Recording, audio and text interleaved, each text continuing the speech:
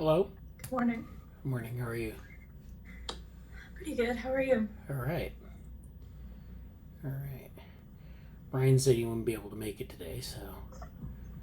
And then I guess Jesse, you're here. Amanda, you're here. Yep. I don't know if Morgan's still in Africa or not. He might join us though. I think he's back, but I think he's not feeling well. Okay. Brian and I were gonna meet last week, but Yeah. So how's everyone doing? Right. not too bad. Great. Tired. Yeah. The weather getting colder and the sun rising later. It's easier and easier to just stay in bed all day. Yeah. It's the closest to freezing it's been here for sure tonight or last night, and I had a work week as in a work trip all this week. So there's been essentially in the last week there's been some big changes in terms of my availability to do some things. I have more availability to do some things and less availability to do others. So I am looking how to best go about that. I have a lot of things to do, and I'm actually excited because I think I'm going to be able to do a little bit more in terms of writing and some research-related things I wanted to do, but there's a lot about that I'm still kind of sorting out. But yeah, it's been an interesting time, but at the same time, only really today am I kind of able to, I have a bunch of writing I want to do, just to put it in plain sense. I have writing from beyond We Robot that I want to put out into the world finally, but it hasn't really fully happened yet. Right. So I'm looking forward to getting the means to do that and the time to do that. More about some of that later too. Yeah. It's kind of my first glance. What I would say is my update. Well, yeah. Well, that's great. Yeah, thanks for that. Yeah, I read that in the Slack this week, and I mean, I guess my suggestion is, kind of prioritize what you want to write, because you can, I mean, writing isn't easy. You have to really kind of figure out, it's really a plan of attack kind of thing, where you say, okay, I want to write this, I want to work on these things, and then, start just kind of writing. Don't force yourself to write a lot. It depends on your style. Sometimes people like to write a lot and then revise it later, shape it down. Other people like to get ideas out on the screen and then work them out with details. So it depends on your style, but don't deviate from the style that makes you most productive, because that's the key, is to have something that's useful at the end. You don't want to write a bunch of stuff and then have it not make any sense, or get stuck for weeks on a writer's block, issue. But yeah, I think that's good, and I think we have some things that we need to. I mean, we've talked about a lot of things that we've wanted. Oh, hi Morgan. Hello. How are you? We've talked about a number of things we wanted to work on. So we wanted to work on the We Robot follow up. You've also mentioned that you wanted to do a preprint on the, I guess, the trajectory stuff, where the, I think you know what it is better than I do. And then, of course, we have other things that we want to work on. So, I mean, there's some targets. So just put a list of things that you want to do first, second, third, and then if you have something you want to work on first, but you can't seem to get your head around it, you move on to the second thing, and so forth. And it makes it a lot easier to kind of make a plan of attack for your writing. Yeah, and I think I'm kind of exploring sort of that plus what my new normal is will be interesting in the sense of, in a lot of ways, well, in one sense, I think I've been essentially burnt out. I think I was in a period, I'll say more about the grad panel later that I attended virtually. But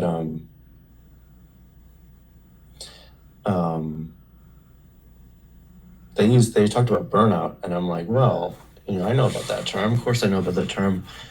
And it led me to think, I think I've been burned out for a lot of the last several months in a way that I wasn't really aware, because now that some things have changed around, my sense of vision, clarity, and being able to write or create some put it out, like the writer's block stuff I talked about. I think it's significantly better now, but I don't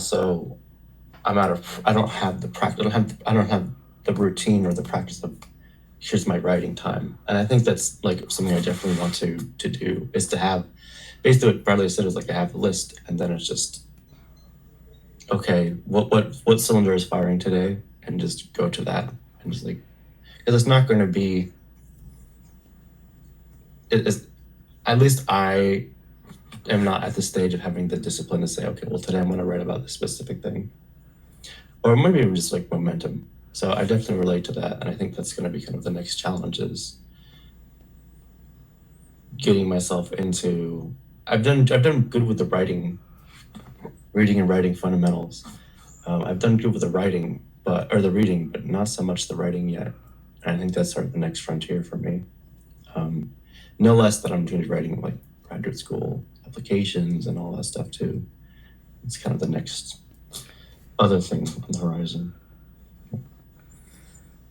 Yeah, yeah, I definitely think, follow kind of your own style. Like if you have, find some time during the day to write, or you don't want to be too restrictive, because that can lead to like expecting that you do a certain amount of work, and if you don't do it, then you kind of punish yourself mentally for it, and then that restricts how you are able to write in the future. Because if you like say, I'm going to write 1,000 words a day, and then you only write like 200 words that day, and you say, well, I'm way behind, I have to write more, and then you're like, I can't do this anymore, because you set expectations that are too much. And it's not so much the amount of words that you write, it's what it is that you're getting out of your head and making it make sense. That's the thing. And it might take you, you might do a lot one day and very little the next day. It doesn't really matter. It's good to keep sight of the big picture and say, this is where we need to go, and but just to be persistent. I did reach out to I think they're fairly small but new, like developing group about. I know I mentioned I'm gonna check this out. I know I mentioned that book review thing, and I haven't really heard back from that.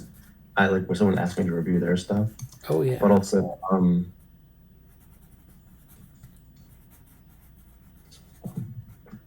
I reached out to one smaller group because I couldn't tell if they were a place I could do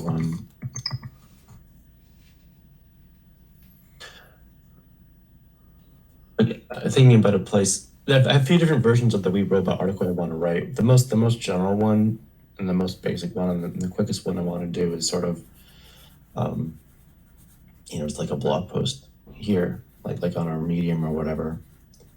But I think I'm trying to think of, there are certain things I think would be good for certain like outlets, and I reached out to a few, a smaller one, a new one, like related to academic chatter, about they're trying to have like things about books or certain blogs or like book reviews that are new, and I don't know if it's going to be a fit for that, but I'm kind of mostly curious to see what they're doing. But I think having another part of writing is sort of like there's sort of what your audience is, and there's like, okay, well, what's your like venue that you're publishing this at? So that's kind of on my mind too. Yeah. Okay, we can talk about other stuff, or like I have more updates, obviously, but we're kind of like merging general into like actual Right. updates. And I don't know if Morgan's around or not. So Yeah. Well, why don't we go to Amanda first, and then Morgan, if you just want to type into the chat your update, that's fine. So yeah. Um, I don't have too much of an update. I was busy with work all week. Always enjoyed the Cognition Futures group. The last meeting was really good. I had a lot of thoughts that I scribbled down on little pieces of paper and haven't returned to since. That's my writing process, is just write a couple words on scrap paper, and then that's the end of it. No, I have goals for today, though, to synthesize that stuff and get the slides to you for the open house. Because I do, I can get something decent today or tomorrow. Okay. I read the proprioception paper that was mentioned last week. At least I think I read the right one. The one that was just proprioception.pdf. I looked at that real quick because I saw that you were waiting to discuss it until this week when I could be here, which I appreciate. Otherwise, not many updates. Oh, the little geek bot wasn't working for me. I guess it might not have worked for anyone because I didn't see any updates. Yeah, we're having, they switched to a paid model, so I just got rid of it, but Brian is apparently working on a solution. He said he wanted to try it. He hasn't finished it yet, but he's working on a replacement. So if we can get that working, then those will resume. Cool. Yeah, that's all for me. Okay, well, thanks. Yeah, we'll return to the proprioception paper. I almost forgot about that, but I think, yeah.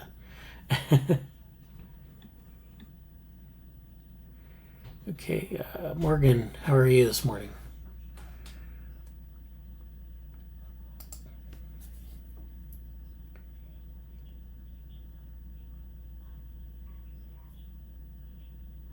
I don't know if he's going to give an update or not, but...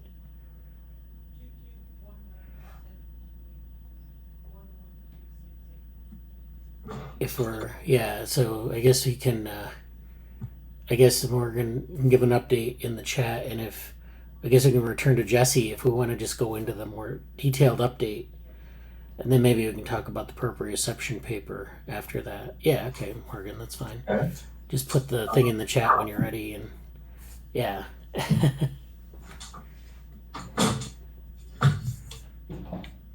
Okay. I should still go then, I guess. Go ahead. Actually, I mean, like it's the chat. I can talk about it when it. Yeah. Okay. So I think I'll table any discussion about the grad panel until for its own segment. It can go right after me or whenever, but I attended a graduate panel at UC San Diego's psychology department, and it was very interesting perspective wise, and also some intra-departmental stuff, perspective, however you want to say it. Outside of that, Cognition Fusion is pretty good. We are poised to finish chapter 4 with Fuchs for next week. I didn't do a great job of leading this week's meeting because I was so tired. So everybody did a good job of making it work, but I was like, that was after like 2 back-to-back full days of like more than 12-hour days. So that it happened at all and that it was functional, I'm appreciative of. But we're almost ready to finish chapter 4. We went over the topological paper. Actually, well, I don't have a lot of like, it's not a cool thing to show, but I can show this. Okay. Like I didn't take a lot of notes on this document, but Amanda put some here. I also put the paper here itself. I had to put that paper here, but I made a stub for it. I made a stub for it in the references section. So we kind of have that it was covered here. And yeah, I think I added something else here too. This is slowly filling out, and it's kind of interesting to see. In reality, we have much more than 24 reference items that we've covered recently, but I want to get to a place where this would be something if we get like kind of an in like an administrative assistant type type person would just like populate this with the weekly papers. Like that would be I want to do that too, so I kind of review them, but for the sake of making this actually a little more complete, that would be a cool thing to do. But yeah. Let's see, what else did I put here? Oh, for autism and lay of the land stuff, there's a continued interesting set of discussions happening with Avery and some other folks. Like there's a lot of papers that I may pull up later, but like papers about like autism and neurodivergence and let me not share this for a second. I'm gonna try to see one of them. Where did it go?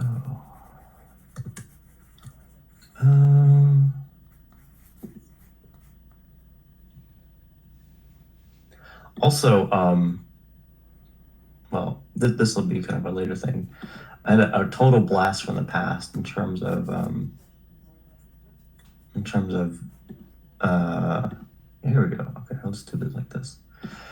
I had a blast from the past looking at a textbook I originally read when I was doing my first ever tour of duty in undergrad. That was a political science international relations book, but it's sort of the not really equivalent, but somewhat congruent with like Fuchs's just critiques of reductionism in cognitive science, or whatever we want to call it. There's a similar book that I'll talk about in a second it's from an economist, but they were talking about like international relations and political economy. So I'll get to that in a second. But for autism itself, there are some papers that I want to be looking at, and yeah. So this one was overlapping. I don't know if people share this with me or from the chat or not. So let me know if it's something that you share. But overlap and homogeneity between ADHD, HHC, data-driven. This looks like an interesting paper to look at.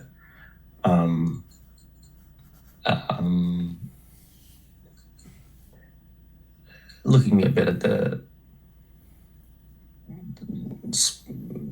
this stuff, I guess. I haven't looked at that yet, and I think I'm confusing with something else, so I don't want to talk about that.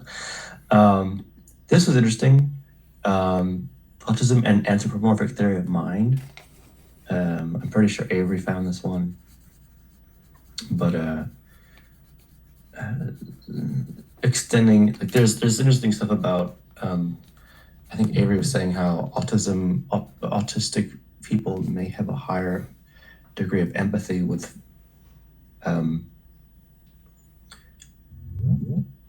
relative to non-autistic folks in terms of who relationship, having empathy with non-human things like animals or potentially inanimate objects, but like other kinds of life forms that autistic people may have a higher theory of mind with. I think that's something that this paper is kind of getting at here. Show greater interest in anthropomorphic characters and process and features of these characters using methods typically reserved for human stimuli. So things like that. Let's see. This one. artificial intelligence thinks like people with autism use to develop educational tools. I'm not really sure what to make of this, but apparently Vanderbilt has some something going on in this way that I'm supposed to look at here. This is just a little small piece about it. One of the big mysteries we have right now is there's so much variability among different people on the spectrum and how they think. By trying to pin down these visual reasoning processes more carefully, we're hoping we can start to divide up that spectrum people who reason in particular ways and support them more effectively. We'll see about that. Yeah, those are the autistic papers, the papers about autism that I was referencing. So this paper, this Vanderbilt article that you just had up, do they have a paper that links from it, or is this just a feature of their research? I don't see a current paper link, but I imagine if we look into... Oh, who's the person they're interviewing here? Mathawi Kunda. Okay. Yeah.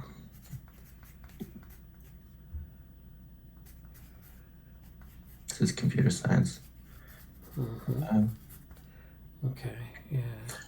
But yeah, more looking at those more in depth in the future. They're just stuff that I've been pulled up and haven't had the chance to look at yet recently. But I'm at a curious point of interface between some of the autism stuff and neurodivergence in general, as like that's something that Avery's looking at in that's kind of their thing right now. But I'm in the next couple of weeks, I think I'm going to be having some time to really look at that, and also like it's related to the VR headset kind of stuff, but also just these headsets. I think I mentioned them recently that like much simpler version maybe of like some EEG stuff or ways of reading brainwaves that are much more like consumer like level than other things. And I don't have a lot of specifics about that yet, but there were some we looked at a few of them a couple weeks ago, and I feel like I'm going to have the opportunity to potentially get a few of those headsets and test them out, and particularly how that's related to let's just say disability or people with disabilities. And I'm not saying autism is a disability, but more like in that range of neurodivergence and people with some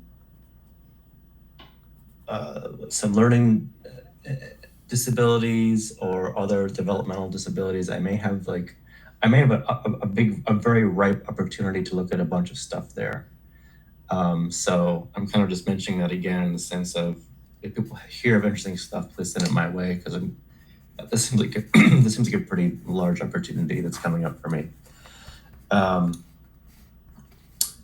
the only other thing I'll say right now is, hold on a second here. Make sure I do this right. The only other thing I'll mention right now is that paper that I mentioned about the economist person. I actually pulled it up again. Well, here I mentioned these are some strange people writing a paper, but it's bizarre. I want to fully like go through that again. But where'd it go? Here's the Amartya Sen book that I mentioned. And it's really interesting because I first read this a long time ago, and the ways of challenging, and this is obviously not our what we're looking at directly in the lab per se, but a lot of it's just dealing with challenging the reductionist division of people by race, class, religion, and other things. Aspiring vision, okay, sure. But he kind of gets into some of the details about how how that plays out. And I guess why I'm mentioning it here is I'm putting together some broad, like when talking about writing and things like that, I'm putting together some broader writings about and potentially I think it'd originally be like a smaller collection of essays or something, but then I'm at a place where I've been looking at a bunch of different fields for a long time now, and I'm seeing certain trends as to what progress looks like in them. Whether some things from, and it's not obviously that's a bias, but I think I'm kind of creating a vision of what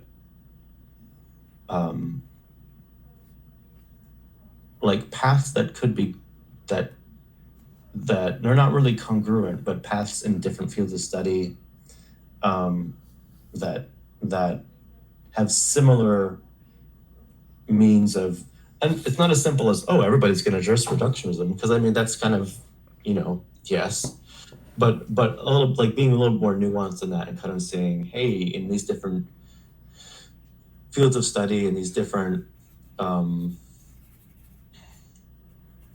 it's very much, if I was to think about I'm gonna be really cool and go back here. It's very much like, if we think about our map, it's like a lot of stuff that in this central piece here, there's sort of in this section, there's a lot of stuff going on here, and sorry, I'm just gonna move here. Basically, there's a sense of understanding a lot of like academic and intradisciplinary pressures that are affecting the development of certain fields of study or ways of looking at things. And I think there's something I want to put together about that in a like a bigger picture piece of writing sense. So I'll leave it at that for now. All right. You mentioned intradisciplinary. So how would you define that? I mean, easy example would be like cognitive science stuff. In that there's a lot of competing ideologies and pressures and funding schemes and history of like, oh, we're totally aligned with artificial intelligence and we're totally aligned with computation, but then we're not, and the different factions, like it's kind of factions within a discipline. And I mean, you can talk about that in terms of computer science and artificial intelligence in similar ways. Same thing too for, I mean, I'm not really keen on going there or discussing that right now, but because I mentioned Amartya Sen book, like it's the same thing. It's the same, like, political science is that way too. No less, there are other debates in the natural sciences too, but that kind of stuff, briefly. Yeah, I think that's an important point. Because when we talk about we talk about the trajectories of different fields, we have to think about the intradisciplinary, not just the debates, but like how people have kind of pushed certain things over others. So prioritizing things and then getting them accepted. Yeah. And this is obviously heavily related to like frontier map stuff and like that too. But I feel like I had a conversation last night with someone about this stuff, and it all fits in the line with a primary motivation for the frontier map tool is that, like, when you're looking at a new field as an early career researcher, you kind of especially if it's interdisciplinary, but even if it's not, you kind of have to have some, the more you can be given a relatively accurate sense of context, that's how, like, evolutionary context for how things have played out and why there's certain, like if you like understanding why there was a previous interest in an area and why there isn't now is huge. And I'll kind of segue into the grad school panel talk a little bit, or prep it. I don't know how we want to do it, but I'll prep it by saying I heard a great saying at the panel, which we'll all understand why. And I put about it in the Slack. I said, it's kind of related to why Amanda was like, yeah, were you talking about Fuchs being a good writing well, like he's basically saying he's being a good philosopher, and it's like, yeah, definitely. And this saying, and I couldn't quite figure out who it was, and I have to search for it. Maybe someone knows, but it's basically something like, people won't. You won't know, or people won't know what you're saying until they know who you're arguing against. And I think it's a very pithy way of saying, it's exactly what I'm getting at. Like, you don't really know until you know the context of what the other people are saying, and like position yourself clearly and overtly and articulately relative to that, whether it's in support of it or against it or taking a different direction. That's the kind of like philosophical work that is related to a much broader narrative of conversations happening across time and so on and so forth. And so it's like, you could say, if I was like, you could say, make philosophy matter again is an undertone to this, but there's more to it than that too. But anyway, I'll leave it at that for now. All right. Sounds good. So now you're segueing into the graduate school session. Yeah, I can just jump into that if people want to. I wish I had. I said I can have some like useful diagrams for it somewhere. It was not a whole lot to say, like not a whole lot to show or say about it. My battery's low too. Okay. Let me turn this off for a second here.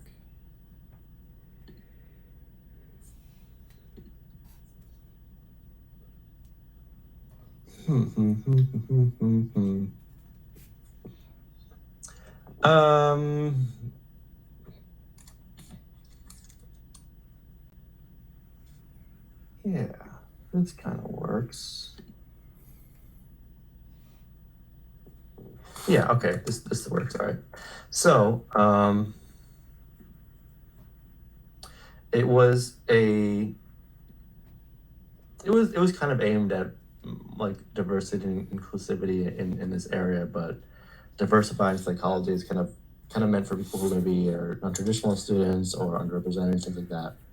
But it was informative broadly, particularly in terms of getting insight about how this institution deals with their psychology department. I think that was kind of the big takeaway. There was a lot of like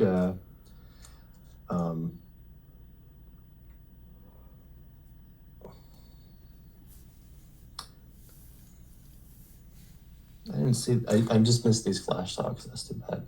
But then I got into like this section where there was the application process, Q&A, and the breakout rooms. The breakout rooms were, I think, the highlight for me. I did not really get to do much in the second day about program interviews and kind of like the nuts and bolts of applying. But the psychology department at San Diego has these sort of 4 sub-departments of social psychology, developmental, cognitive behavioral neuroscience, and cognitive psychology. And I was ducking in and out of all of them because that was actually the most useful thing for me. It wasn't like any specific questions. I was like, all right, like how do you guys relate? Some of them were like, you're talking about the other parts of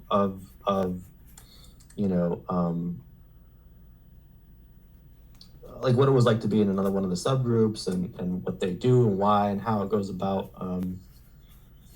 But do I have anything here?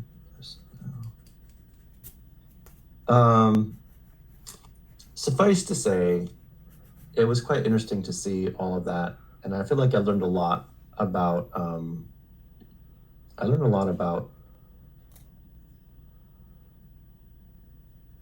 how these. I'm sure it's a little bit different in every institution, but at least at UC San Diego, like the way the dev people felt about the cognitive people was interesting. And I think a lot of the things that Avery talks about and that to an extent myself also, and some of the Plotch's folks, like a lot of really felt like totally at home in social psychology, and meeting these other graduate students or hosts were really interesting. I didn't talk to them a lot, but I listened a lot to what they were saying, and a lot of things fall in this category pretty well. Developmental was really cool too. I would have considered applying to that to an extent, but there was a pretty strong preference for people who have done developmental work with children, and I do not have any of that. So if I want to go there, I should get some, but I don't know if I'm going to go that route. Cognitive behavioral neuroscience, I think, is kind of the most obvious. I didn't spend much time there because I think the thing I'm actually most familiar with through Neuromatch and other stuff.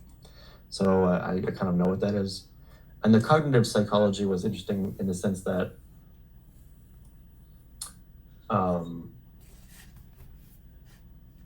I think about the Nunez article, what happened to cognitive science, and I think like one of his things was like basically like, look, has cognitive science basically become just a front for cognitive psychology? And I could kind of see where that was going, because there was a lot of, you know, the data science focus, the computational modeling focus, the cognitivism focus. There was some overlap there, and the way things are sort of talked about, like what we do methodologically. I tried to ask some methodological questions. I didn't always get to answer them, get them answered, or get to say them the right way. But it was interesting to kind of get this overview of who's doing what and where. And I think I definitely encourage if anybody's going to panels or discussions like that, take a few moments and just share your thoughts with them here, like in the lab. You're totally welcome to do that. It doesn't have to be super formal. You just be, you know, what I think it's spoke for a couple of minutes talking about it. But I think it's a really, anytime there's sort of like a departmental open house or a discussion, I think it would be really useful, especially frankly in terms of if you can seed some questions about methodologies or frontier map related stuff, or like what are you doing, what are you excited about, like really getting some context for that kind of stuff. I think it's actually a really good way to do it, because if you it's kind of like something that's basically public, but also legitimate as a potential researcher or collaborator, you know. So that's my thoughts on that. Yeah, that's great. Yeah, we don't. Sometimes like departments have these subdivisions, and they kind of have like, you know, their own sort of flavor. Like they I don't know. Sometimes it's like there's a rivalry or an adversarial relationship between the different groups. But, you know, I mean, it just really depends on the department and, you know, their kind of perspective on things. But yeah. But that was interesting. That was very interesting. Yeah, and you know, I really like UC San Diego in general. I think that's kind of obvious. But it's interesting because like even though Judith Fan wasn't there, like there's a little bit of a mention of her and how she got them. So even though it was indirect, like I still kind of got a vibe of what someone else who I was really interested in working with was like from other people's perspective. So you can kind of triangulate stuff that way too. And one other thing, I'll put this in Slack. Yeah, I put all of my quotes in Slack. One of them was a really interesting point. I just remember this too, so hold on a second. As I sip my morning beverage. I'm just gonna. It was a really interesting point that was said quite frankly about we as mentors were not trained in how to be a mentor. And it was a very earnest, it wasn't bad mouthing anybody, but it was a very earnest take on like, hey, you know, we do take some time to really try to understand who is trying to be a good mentor when you sign up for things. And it was a kind of a strong affirmation to my relative caution and not jumping into a PhD program. Like I've been fairly selective in my applications. I haven't had a lot of great applications, to be honest. So that's largely why I'm not in a graduate program right now. But beyond that, I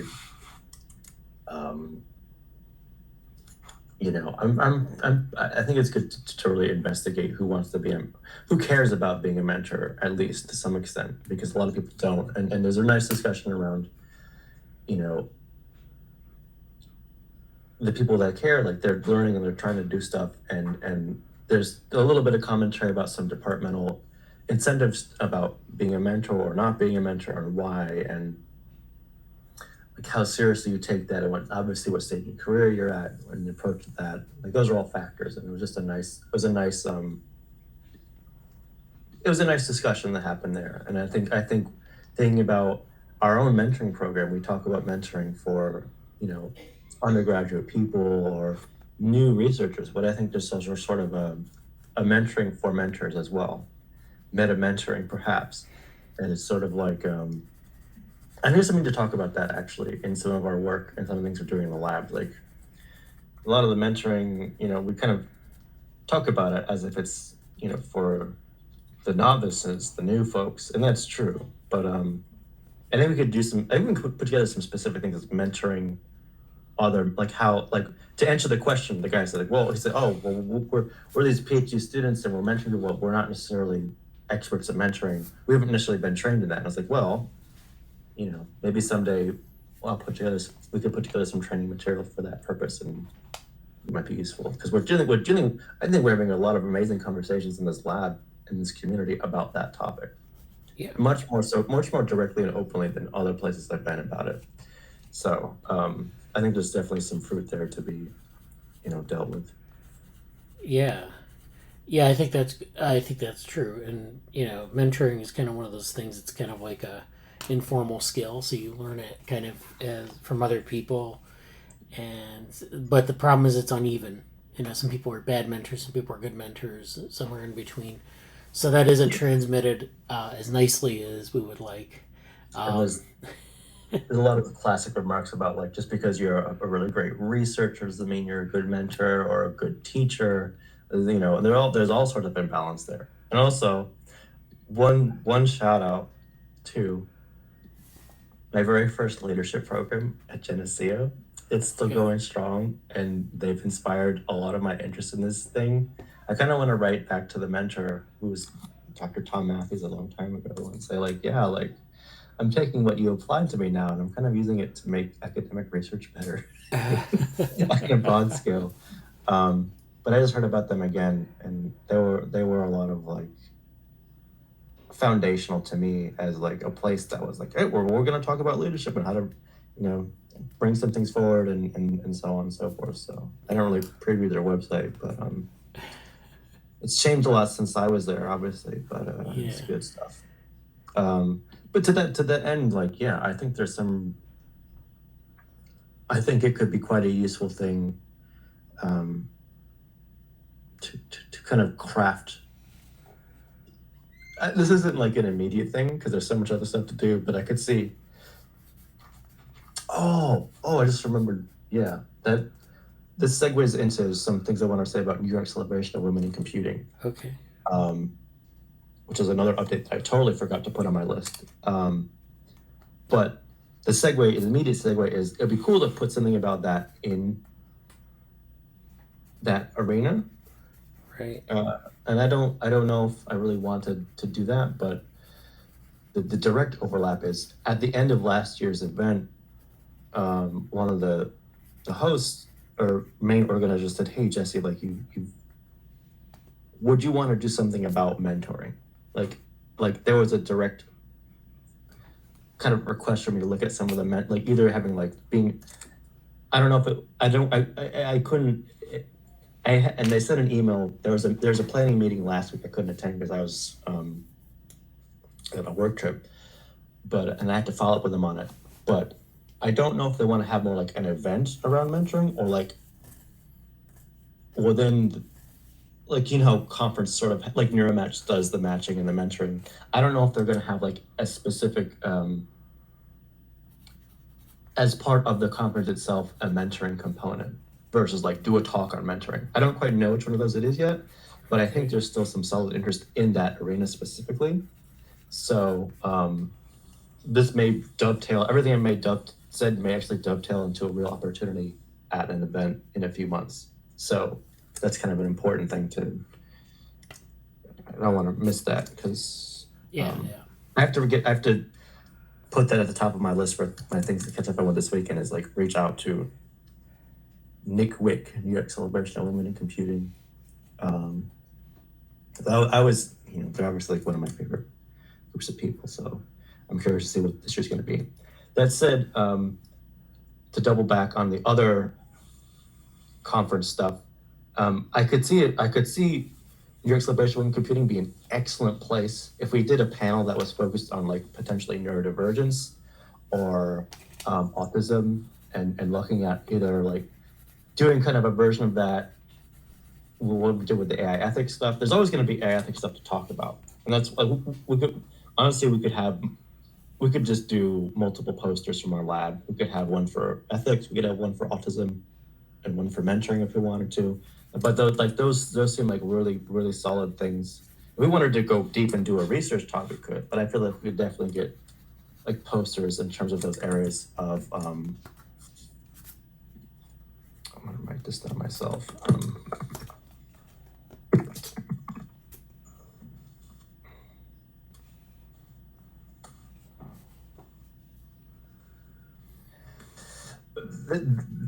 There seems to be some really ripe things to kind of start thinking about what to put in that sense. And I know the least of the develop those things is the autism stuff, but I think I'm gonna reach out to the organizers and say,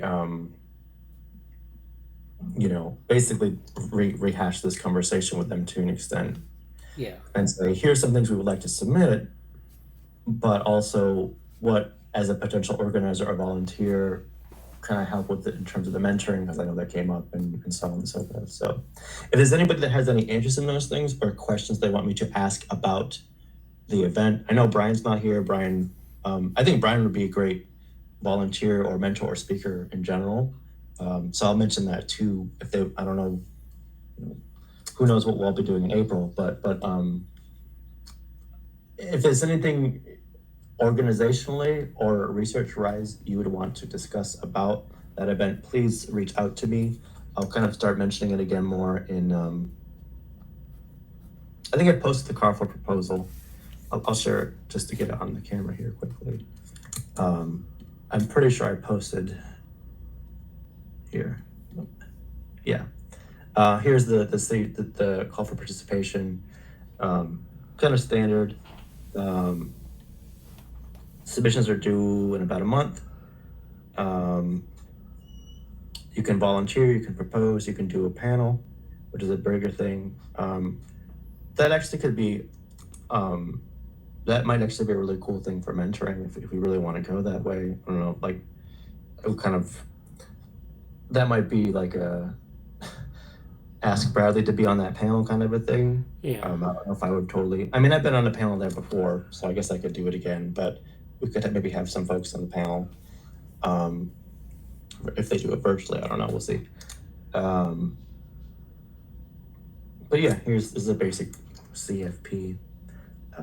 But that's it. I think, I'll let it, any other questions, please reach out to me about that or related topics. Okay.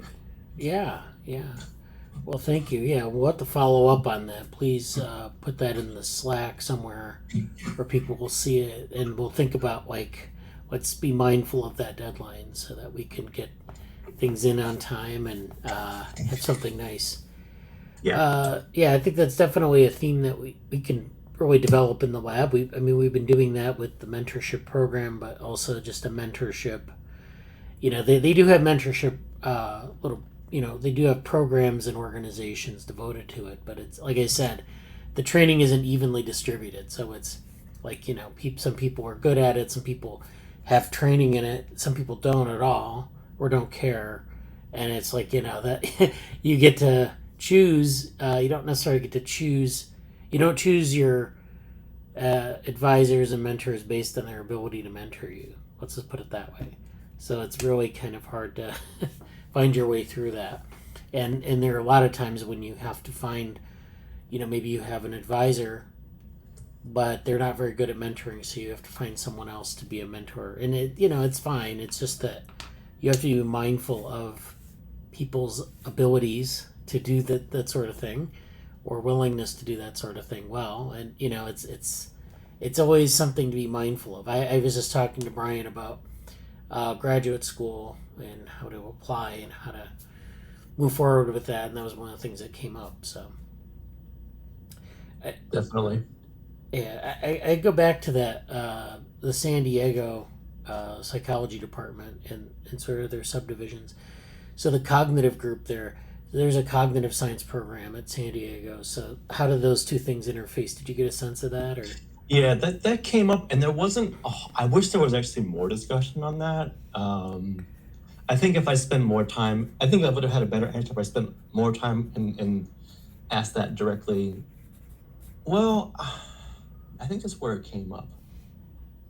Either came up in there or in like a general session. The short answer is, I'm trying to remember the words that they used. Not like there's overlap, but not.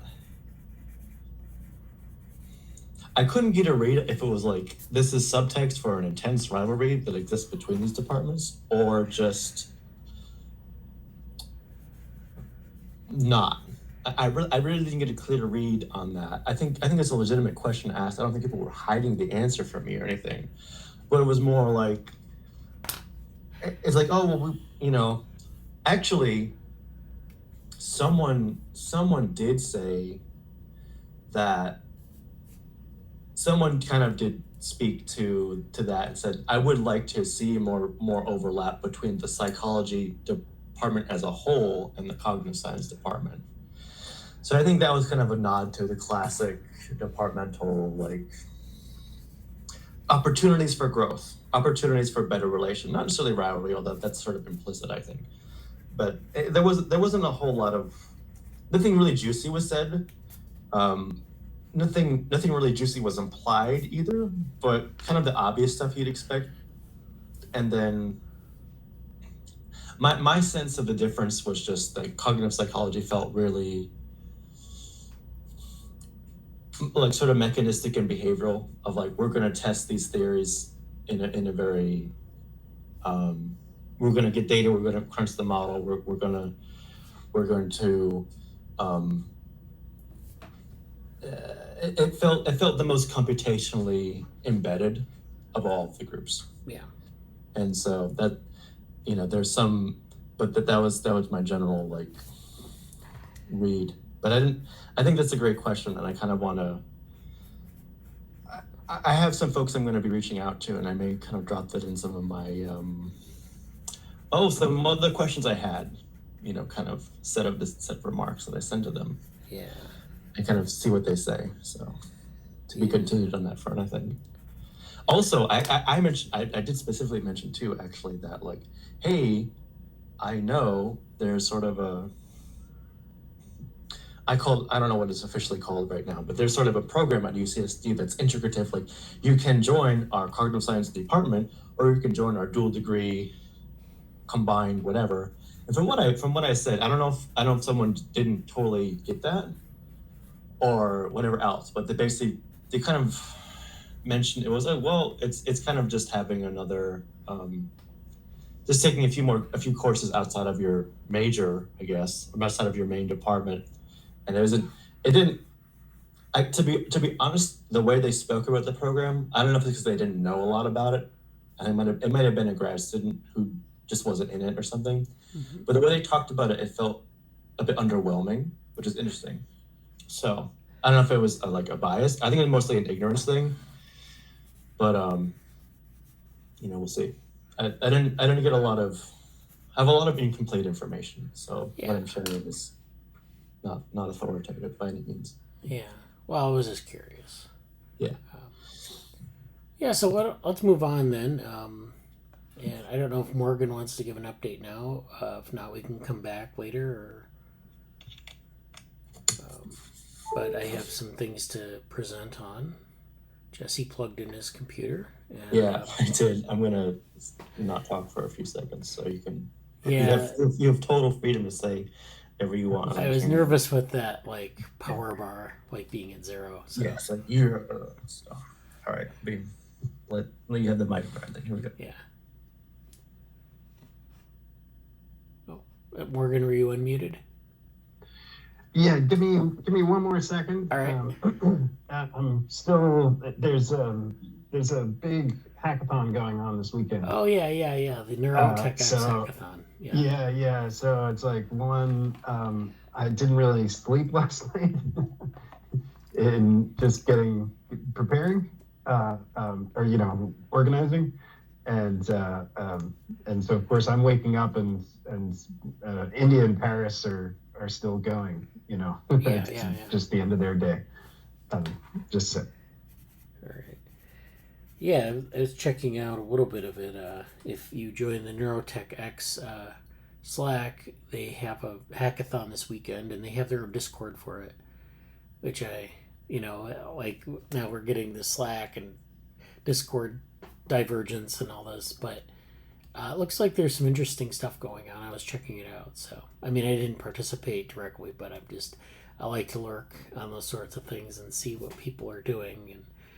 And why don't I, before we do the update, I'll just go through some things I want to show and tell here. So let me share my screen.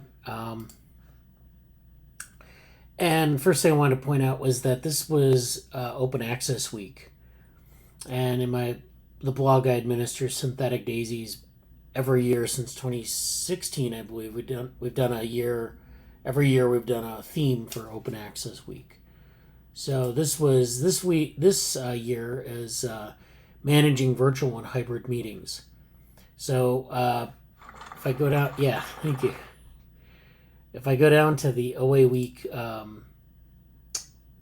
tag, there's like 2022, and then there's last year was Open Access Virtual Distributed Lab Edition.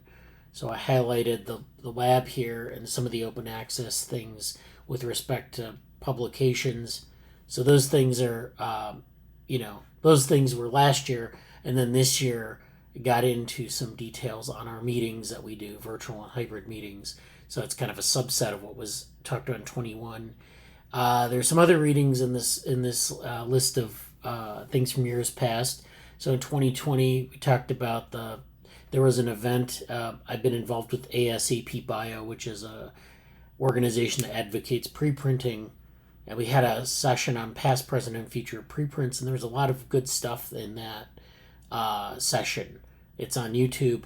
If you want to watch it, it's, we had some experts in the field talk about preprinting and the culture of preprinting, and it was mainly biology, but some computational science. But basically, this idea of bringing preprints into the mainstream and how that can serve researchers.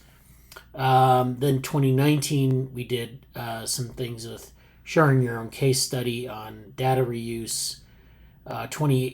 And then digital badges on open data. So I think 2019 was an open data theme. History of open access. There was in 2019 we did a visualization or a infographic on the future of OA. So kind of like from the start of open access in 1942, it was really a meta science thing with the sociology of science, to the founding of Archive, to the founding of PubMed in 96, and then going on to when the DOI was invented in 2000, the Human Genome Project. So there are all these like milestones in terms of open access in different areas, and so you can see how open access started to sort of be thought about and then come to fruition in different artifacts. And then finally, in 2009 there was the Polymath Project, There was Sci-Hub in 2011, Altmetrics in 2011. All these things are kind of like building upon each other. So you had, some early work on the ideas, then some of the artifacts were founded, and then you had some further work on some of these ideas and artifacts in tandem. So we had that was a nice that infographic is now up. It's up on I think Figshare, so you can download that and look at it at your leisure. So this is the whole infographic here. Then in 2018 did some barriers to practice, talking about what are the barriers to open access that we see in the world, and there are a lot of barriers at different levels of scientific investigation, going from conceptualization to publication. So at each step in that process, you have potential barriers to open access practice.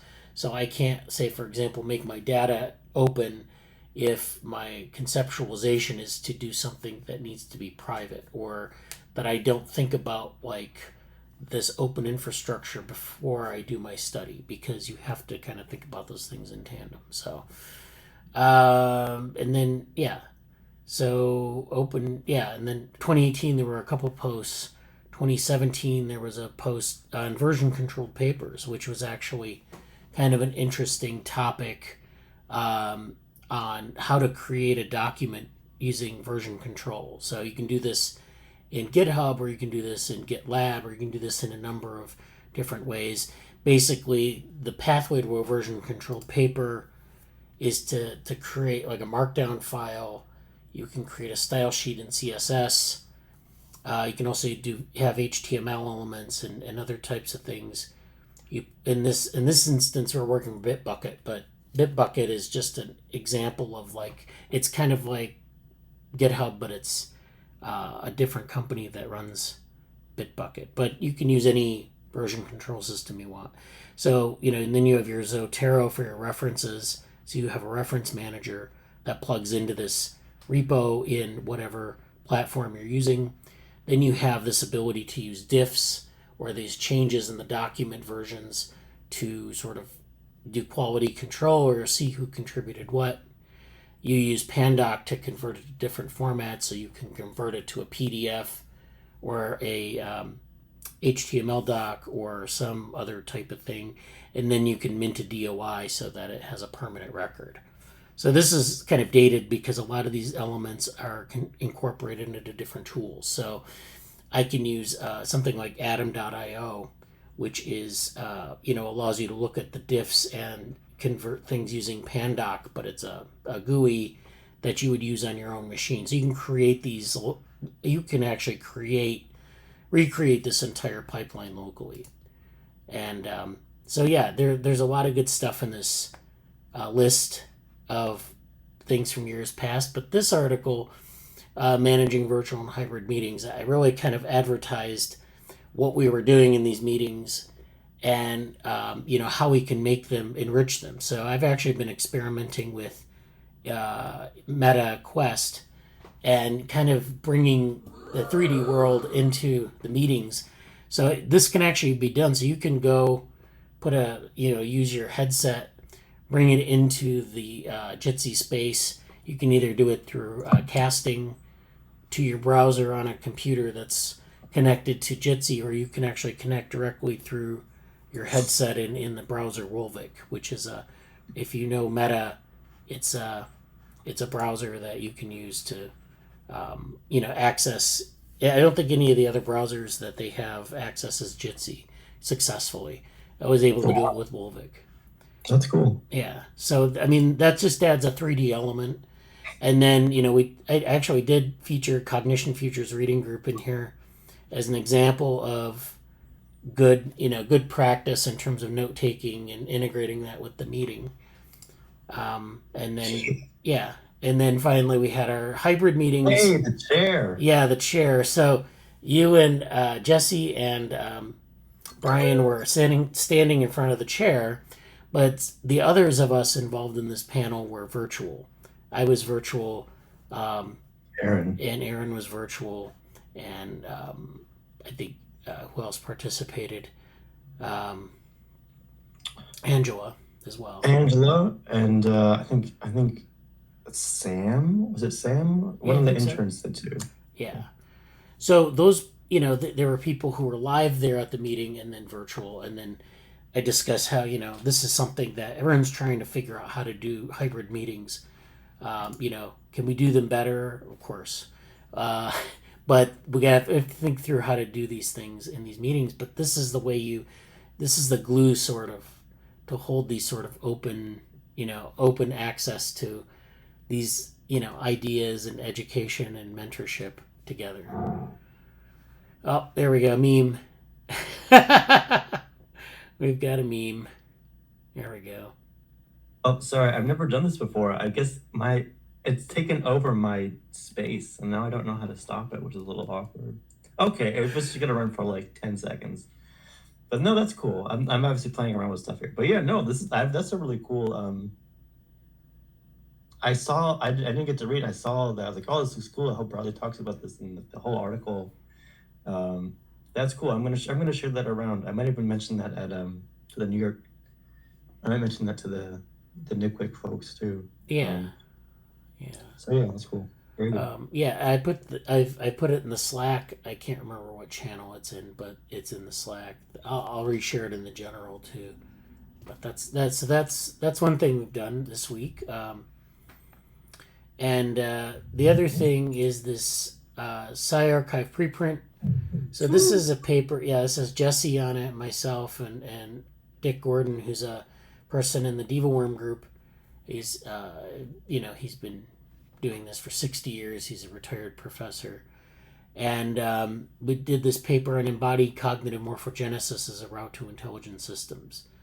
So this is I guess it's sort of a review of things, or like it's research, but it doesn't really introduce any data analysis. But what it does is it allows us to look at some of these topics. So the idea is, like, if we have a developing system, we're drawing from embryogenesis, we're drawing from morphogenesis, but we're also drawing from the emergence of connectomes in an organism. So you have an organism. Maybe I'll do this on the Jamboard. It's a little bit easier. I'm trying to figure out, for the final version of this, I'm trying to figure out how we can create an infographic to show what we're thinking of here. So this is an embryo here, and it's it starts out kind of as this undifferentiated set of cells here. The cells, right? And they're dividing, they're differentiating. And as they differentiate, they create a nervous system or a connectome. And, we can use like a very simple one or a very complex one. Humans, of course, we have a nervous system. But let's say that we have a next generation or a later developing embryo. You start to get like a notochord here, which is going to be in notochords, which is going to be like the backbone or the center line between the right and the left. So you have this symmetry, left-right symmetry. Then along this notochord, you start to get like a connectome forming, and that forms a network that gets connected. It doesn't necessarily get connected in the embryo, but once the egg hatches or once the live birth occurs, then you have this. It gets rewired in different ways, and you end up with an adult that's an organism that has a body. So this is going to be really cheesy, but I just want to. Oh, that's not good. Let me do something else here. Let's try like a bilaterally symmetrical organism like this. Like it has a head and a body and a tail. Just really being like sloppy here, but that's okay. The notochord is here. The connectome is up here, and maybe in the tail, and along the sides of the body. Okay. So you have this developing nervous system in these three stages. You have these undifferentiated cells. You have this connectome with bilateral symmetry with an emerging notochord. And this comes from what they call the neural tube, which is a structure that forms in. There's induction, and there are other things that happen. Evagination, things folding in that mass. So you get shapes. So the idea is you go from this it's like an oblong shape that's undifferentiated to this very highly differentiated state with structure. Okay, now the idea of the paper is that you have this emerging system, these emerging systems. You have the connectome, and then you have the cells that aren't the connectome, but it's all one body. Okay, it has a head, it has a tail, it has this anatomical orientation. So in anatomy, we usually think of this as an anterior-posterior axis. And that anterior-posterior axis organizes a lot of things. It organizes behavior, it organizes the anatomy, development, and that actually is where 4E cognition comes in. And we talk about 4E cognition very explicitly throughout the paper. All right, and then 4E cognition is embodied, embedded, enactive, and extended. So we have something that's embodied here, obviously. This process is embodied, but then when this thing starts behaving, it's embodied as well. It's also enactive because it's interacting with its environment, which is outside the organism. If we have our organism behaving in an environment, and I'm just going to draw again this very simple organism here that's behaving. You have landmarks, you have space that it has to distinguish between things, has to build maps. So that's all. That's sort of enactive. It's not only interacting its environment, but it's using it to sort of form its. There's probably plasticity, for example, in the nervous system in the connectome, and then there are other things that it's doing. I've never, in doing this paper, there's really never been a clear definition of an action, especially with respect to what we're talking about here. But like, an action is kind of like, I guess, kind of like if you interact with your environment, there's something that happens. So that's an action, and then embedded means it's embedded in its environment, meaning that you can't just take this connectome out and put it on a table or in a vat. You have to have it within this context, in the context of this morphology. And this is true even before the cells are differentiated and connected together. And then finally, extended, meaning that there are things in the environment that are, that you put your cognition out in the environment. And of course, the connectome as it develops, as the organism starts to move, it starts to offload things into things in the environment. And use those, and depending on the organism, that's not really the scope of this paper. It's kind of like a sort of a secondary thing. But the point being is that this is what we're covering. We're covering 4E cognition and then developmental biology. And there are three things that we want to understand maybe in more detail here. One is this idea of tensegrity and self-assembly. So how do you self-assemble this? There's structural aspects that need to be obeyed. There's a tensegrity, and that tensegrity translates into some of this 4E cognition. Then there's also these differentiation trees, which demonstrate kind of how this process works. So, when you have these subsystems emerge, or when you have some of these cells that they divide into different tissues, you have to have a map of that, but also it's relevant to some of these later stages of acquiring cognition. And then finally, that's another example of a differentiation tree. And then these embodied hypernetworks or hypergraphs, which are like where you characterize the development as these sets of cells or these subsystems, and look at how the cells differentiate and how they form these structures. And then you can actually look at this as like the embryo. And so you can actually look at how these tissues differentiate over time.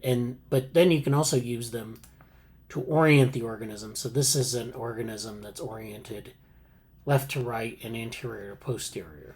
So you can actually build a network that connects the anterior to the posterior. And that has implications for information processing, as well as this developmental sort of these genealogies or lineages that are developmental.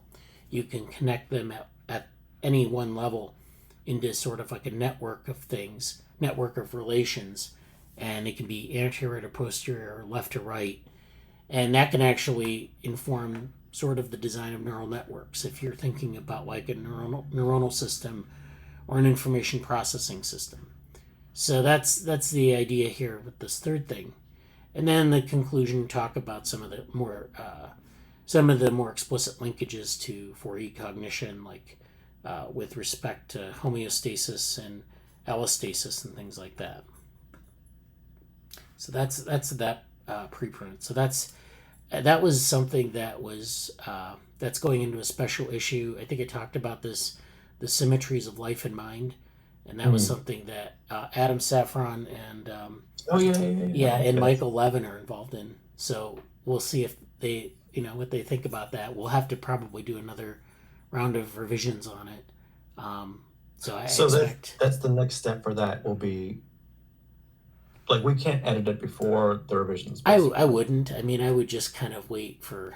Because we'll have to do a lot of. Because I mean, like, the way that usually works is you want to have, like, when you write something, you want to, like, write it, like, put down something, and then maybe put out a first version, and then if someone gives you comments on it, or if you need to make revisions on a draft, then you get everything together. You can make notes, like, somewhere else. You could make a fork the document and make your own notes, and then, like, we can put them in later.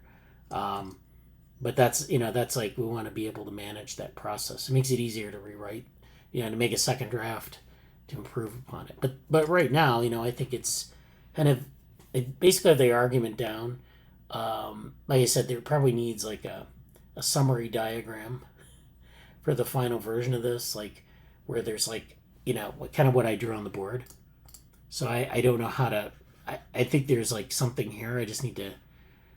We need to work out, like, what, maybe this is like A, B, C, and D, right? And then make it look a little bit better. But I think that, like, just demonstrating that process of, embodiment in even going from like an embryo to like an adult organism, and then that process of these things emerging, and then this process of it kind of these 4E cognition concepts being relevant. And then there are other concepts as well, structural stability, understanding how things differentiate, having these sort of information processing graphs, and then, regulation, like homeostasis, allostasis. So those are the things that I want to touch on. Yeah, no, I look forward to that, all of that. I think that's a really nice bit of stuff there. Okay, so we had comment. Okay, I made a comment I didn't want to interrupt with that, but that was there was something that Levin said about this, which is kind of interesting because now he's probably going to see what we're talking about. But I mostly just a note to myself because I don't remember exactly what he said, but it was very good from the podcast. It was a way of talking about this that I think might be useful, and I haven't since remembered it.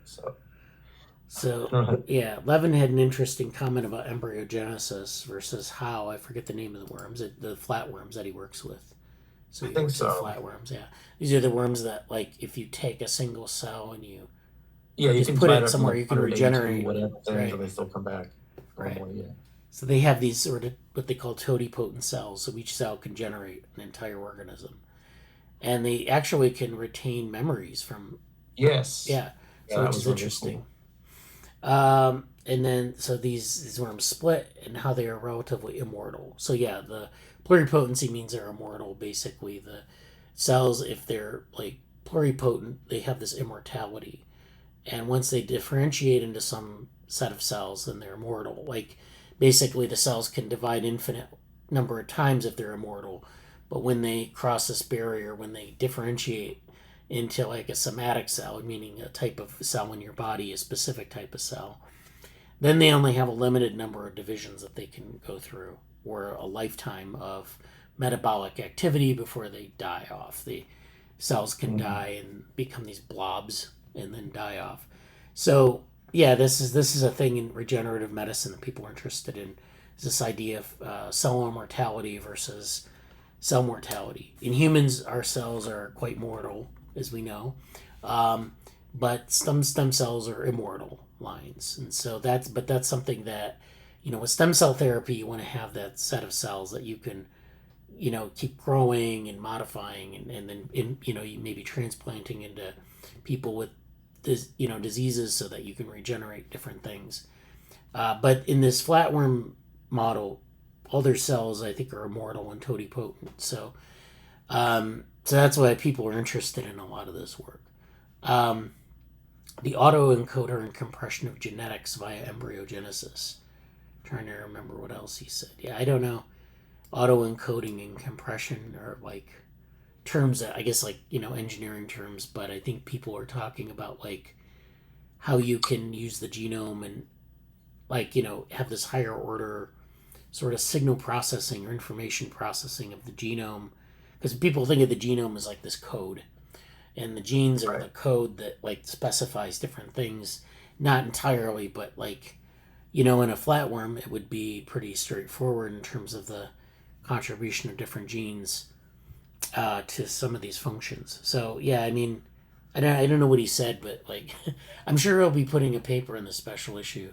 I don't know if but yeah, some of that was from the autoencoder reference maybe was specifically from Lex Friedman himself, who's computer science engineering guy. But it's interesting to hear them talk about engineering from kind of different biological engineering versus computational engineering. Right. Say, so. I mean, people have tried to do things like that with genomes, analyze them, because the idea is that you have a genome, and we've sequenced a lot of genomes of specific organisms at this point. But one thing we don't have a really good handle on, other than in some very simple model organisms, is what is the mapping between genotype and phenotype. And even with the Human Genome Project, we have the genome. It's well known what genes do, or it's well known what genes look like. You can go align a sequence if you get it from any human, and you can figure out what the gene is. What we don't know is the function, and we have some rudimentary ideas of function, but there a lot of times, especially in humans, genes give a very incomplete description of the variants. So if you look at any trait, most of the time that genetic contribution is not doesn't really explain the variants as well as you would like. I mean, there are a lot of environmental factors, there are cultural factors, there are other types of stochastic factors that play into expression of genes and things like that.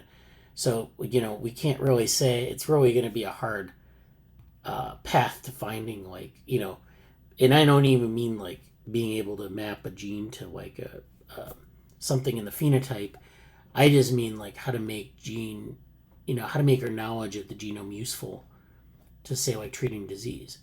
Because as it stands, a lot of times we'll find there are certain genes that have maybe a decent size effect on something, but most genes don't. They're just very much associated with something, but we don't know exactly what it does, or if it really does anything other than just be associated with something.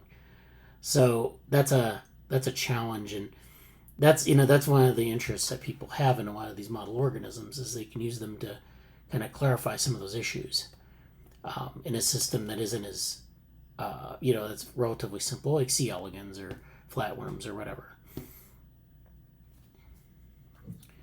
So yeah, that's good. So that's, and then I just want to put in a plug here before we move on about this open house programming.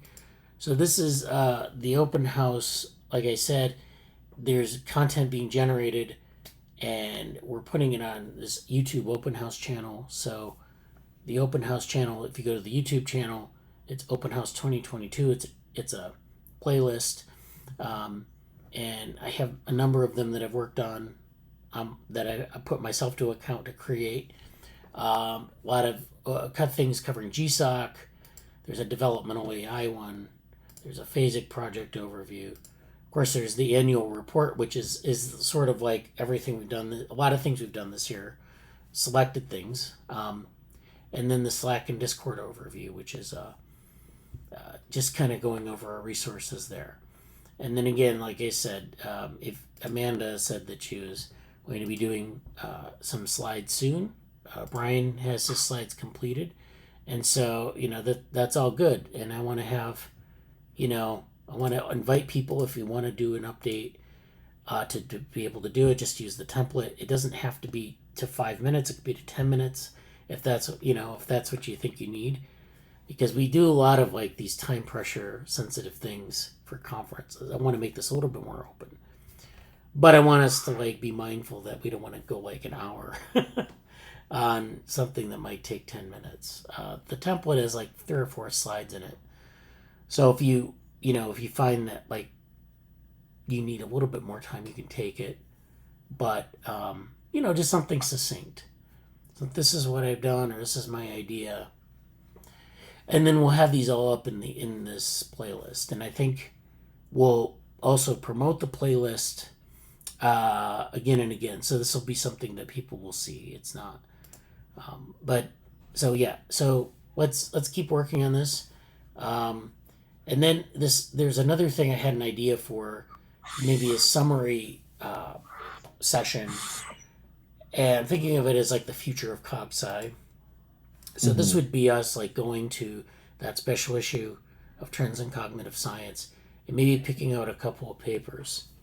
Amanda did a good job of going over a paper from that issue in Cognition Futures Reading Group, and so that's kind of the level of analysis that we might want to do. We could do. Yeah, you mean like in terms of an update, or?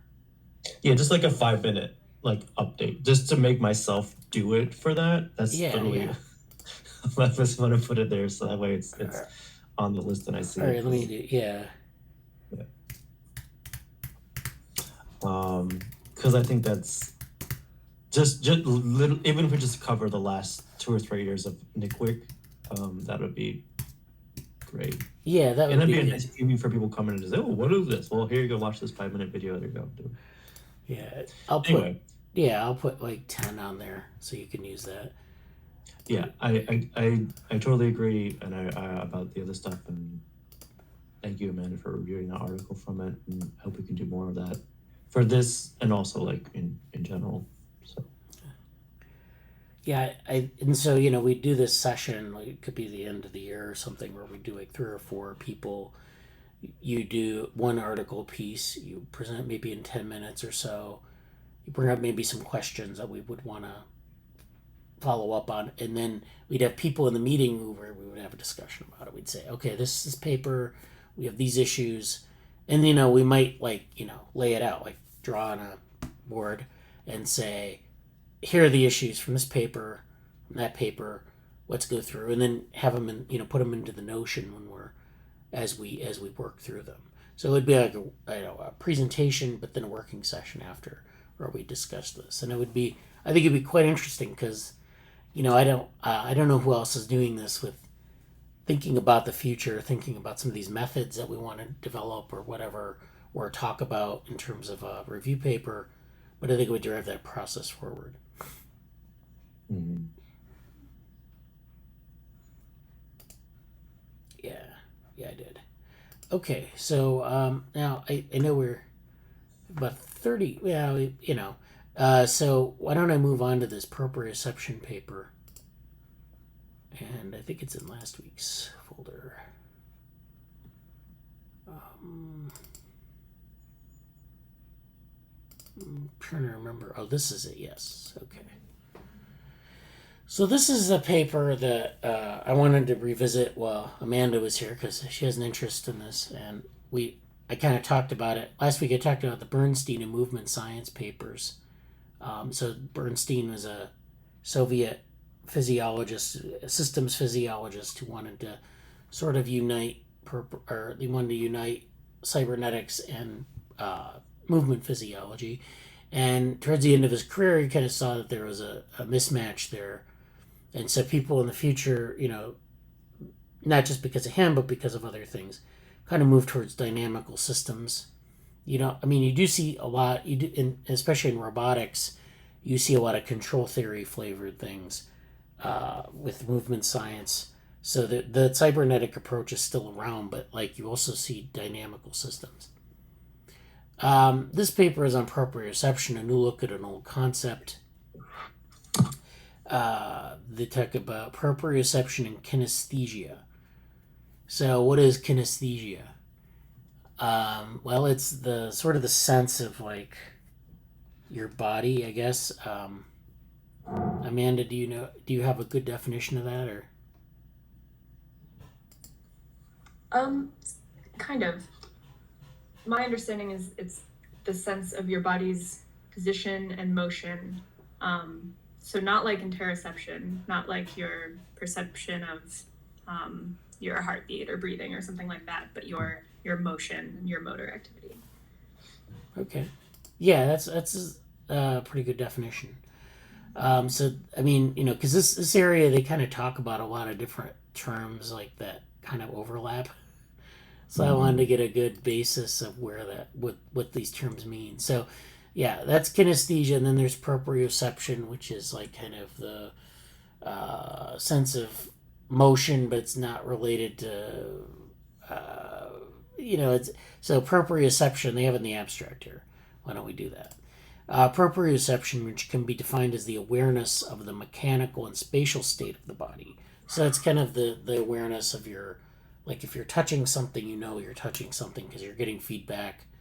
It's haptic, which sometimes they call haptic perception. But if I did this on your arm, it wouldn't be haptic so much. It would be like I would poke you with a pencil on the arm. You'd be able to feel that mechanical state. But then the kinesthesia is another sort of level above that, I guess. I don't know how. I mean, like I said, these definitions overlap. So the state of the body and its musculoskeletal parts. So proprioception is also things at the joints or in the limbs where you're feeling like these sorts of things. You're aware of it because you get the signal from your proprioceptors. It is critical to motor actions and contributes to our sense of body ownership. To date, clinical proprioceptive tests have focused on a person's ability to detect, discriminate, or match limb positions or movements. So this is where we look at like people where like you can discriminate whether if I move a feather over your arm, if you can feel it. Or we talked about in the Cognition Futures reading group, the cutaneous rabbit illusion. So this is where you have, if you put your arm out and you put a blindfold on someone and you deliver a series of taps on their forearm, okay? If you do this in a regular pattern, like an evenly spaced pattern, they say, okay, you're tapping my arm with your finger, I can feel the pattern. If you do it in a sort of a random pattern, a scattered pattern, and you do it quickly enough, some people will report feeling a rabbit moving up their arm. So it's kind of one of these things where you're mimicking when people see a rabbit moving, they see a rabbit scampering, they translate that sort of visual information into what they should expect on their arm. Because I doubt very many people have ever had a rabbit scampering up their arm, but they map that feeling to sort of the movement of a rabbit. And so that's just one example of things that you can do with this. But there are these clinical tests because people do suffer from sensory deficits in these areas. So these tests reveal the strength of the relationship between deficits in proprioception and physical function, and it varies widely. Unfortunately, these tests fail to assess higher level proprioceptive abilities. In this perspective, we propose that to understand fully the link between proprioception and function, we need to look beyond traditional clinical tests of proprioception. Specifically, we present a novel framework for human proprioception assessment that is divided into two categories. So we have low-level and high-level judgments. So the first one is low-level judgment. And that is, low-level judgments are those made in a single frame of reference, or the type of judgments made in traditional proprioceptive tests.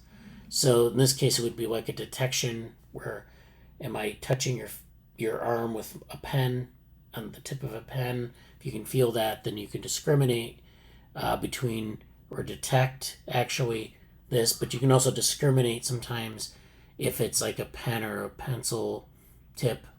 So you can do that as well, or you can match things with, you can match stimulation with movement or something like that. So that's a very simple thing because it's just basically a test of, yes or no, or, is there a threshold that you have in the proprioceptive sense that you can, that can be translated into saying yes or no to it. High-level proprioceptive abilities involve proprioceptive judgments made in a different frame of reference. So, for example, when a person indicates where their hand is located in space. So this may be like sort of the cutaneous rabbit as well. That's part of this, but basically this is also the rubber hand illusion, where you want to know if your hand is located in a certain part of space. How do you know that? You can look at it, you can visually verify it, but you can also feel it in a certain part of space. Typically, proprioception doesn't have, or haptics, they don't have like a specific, very high spatial resolution, but you also know where your arm is moving in space, even if you're blindfolded. So these are things you can do. These are high-level abilities. So they're different tests you can do. This framework acknowledges that proprioception is complex and multifaceted, and that tests of proprioception should not be viewed as interchangeable, but rather as complementary. So if you're detecting something or discriminating between two different types of thing, or you're matching, those are all complementary. They tell you different things about proprioception. Crucially, it provides structure of the ways researchers and clinicians can approach proprioception and its assessment. So this is, I think, really a call to, revisiting this topic for clinicians, but it does have a lot of interesting information in it. So the term proprioception was coined by Charles Sherrington in 1907. Sherrington was a physiologist who did a lot of things with movement and muscle and other types of voluntary movements. When he stated, in muscular receptivity, we see the body itself acting as a stimulus to its own receptors, the proprioceptors. So this is, again, kind of defining these things in the peripheral nervous system that are, not only feeling things in the environment, but giving a sense of position, a sense of, information from other parts of the body, not just like vision or, if you didn't have a proprioceptive system, you might just have a visual system or an auditory system. I mean, imagine what that would be like. You couldn't feel things. You would be able to interact with them, but you wouldn't have that feedback. So you would basically, be able to. We talked about quadriplegics in the Cognition Futures group, and quadriplegics can't use their body. They can only sort of move their head, their face. They have an active brain, but everything below the neck is cut off. So it's very hard for them they can't move at all. So one thing people have done is develop brain-machine interfaces where you can use brain signals to control something with a robotic hand. Now that's an interesting example of where you have no proprioception. You just have vision, you have your brain that still has the ability to generate muscle or motor control, but you don't have muscles and you don't have proprioceptors to make those things happen. So it's and then you can do these things, it turns out, if you find the right signal, but you don't necessarily have the feedback. And so that's an interesting thing to think about if you're thinking about how is this useful, how is this relevant. Early controversy revolved around whether proprioceptive signals were solely of peripheral origin or whether central signals also contributed. So this would be where I said the peripheral nervous system, is it just feedback from the hands and the arms and the legs and going into the central nervous system, or do central signals contribute to it? So there were debates about this. It's now accepted that proprioceptive signals include peripheral signals from muscle spindles, Golgi tendon organs, cutaneous, which are skin and joint receptors, along with central inputs from efferent motor commands, which are these things that are happening in the spinal cord and in your everything that all of your proprioceptors, all that information goes up, from the skin, goes up your limbs and then into the spinal cord at some point, depending on where it is on the body. So everything converges to the spinal cord and then moves up to the central nervous system. But not everything is processed centrally. Some of it's processed locally in the spinal cord or even in the periphery itself. So you do have these feedbacks there as well. But it's really kind of it's really kind of all this stuff is going to the central nervous system. So that's where a lot of this is happening as well. So it's contributing to things like representations in the central nervous system, motor representations, and representations of the world. So proprioception contributes to our sense of ownership of our body and its parts, as well as our sense of self. It's critical to learning, planning, executing, and correcting motor actions. So this person, Ian Waterman, he had an acute loss of activity in all large diameter afferents, which is basically a fancy way of saying he was paralyzed. This is where, afferents are things that go out to the peripheral nervous system. So if you suffer from that, you can't really, there's a disconnect between your brain and the periphery in these proprioceptors. However, in other clinical conditions, it left him paralyzed. In other clinical conditions with proprioceptive deficits are less extreme. The strength of the relationship between deficits in proprioception and physical function varies widely. So this is a case where you don't have these severe deficits where not every afferent is blocked. You have some, maybe if you have some pain disorder where you can't feel your feet or something like that.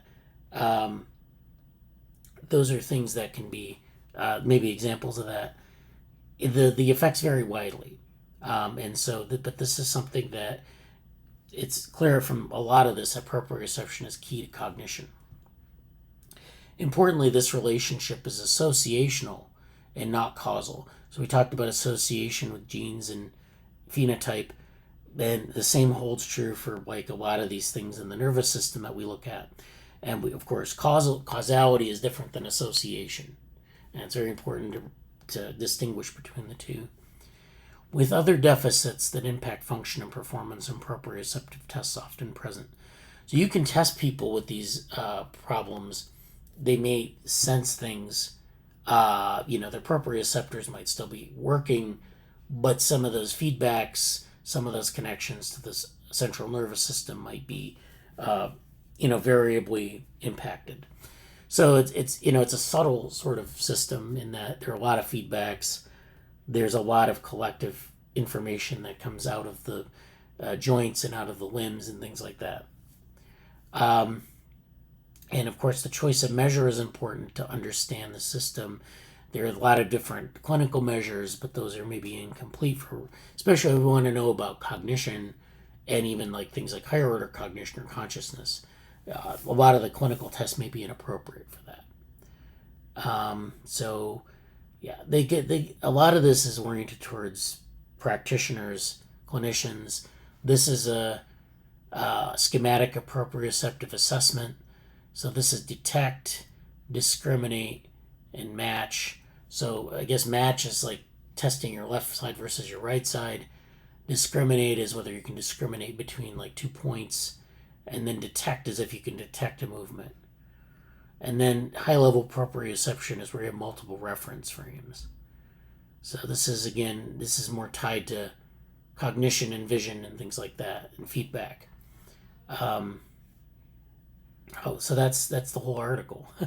And they're just references here. Now the references, of course, are probably useful if you're interested in reading about this further. There's a lot of territory to cover, I think, in proprioception. And still, I think, in terms of intellectual synthesis, there's a lot to be done here. We have a lot of different things that we're talking about. There are a lot of overlapping definitions. So I think that's, and that's something that I don't know if people want to follow up on, but we can do that. Let me go to this week's meeting. Yeah, so that's all I had to say about that. We have some things in the chat here. Oh, Amanda, did you want to say something?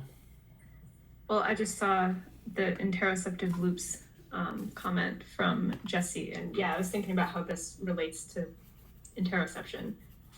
It seems like maybe proprioception could be well understood as the umbrella category for kinesthesia, which is, more motion based, and then interoception, which is less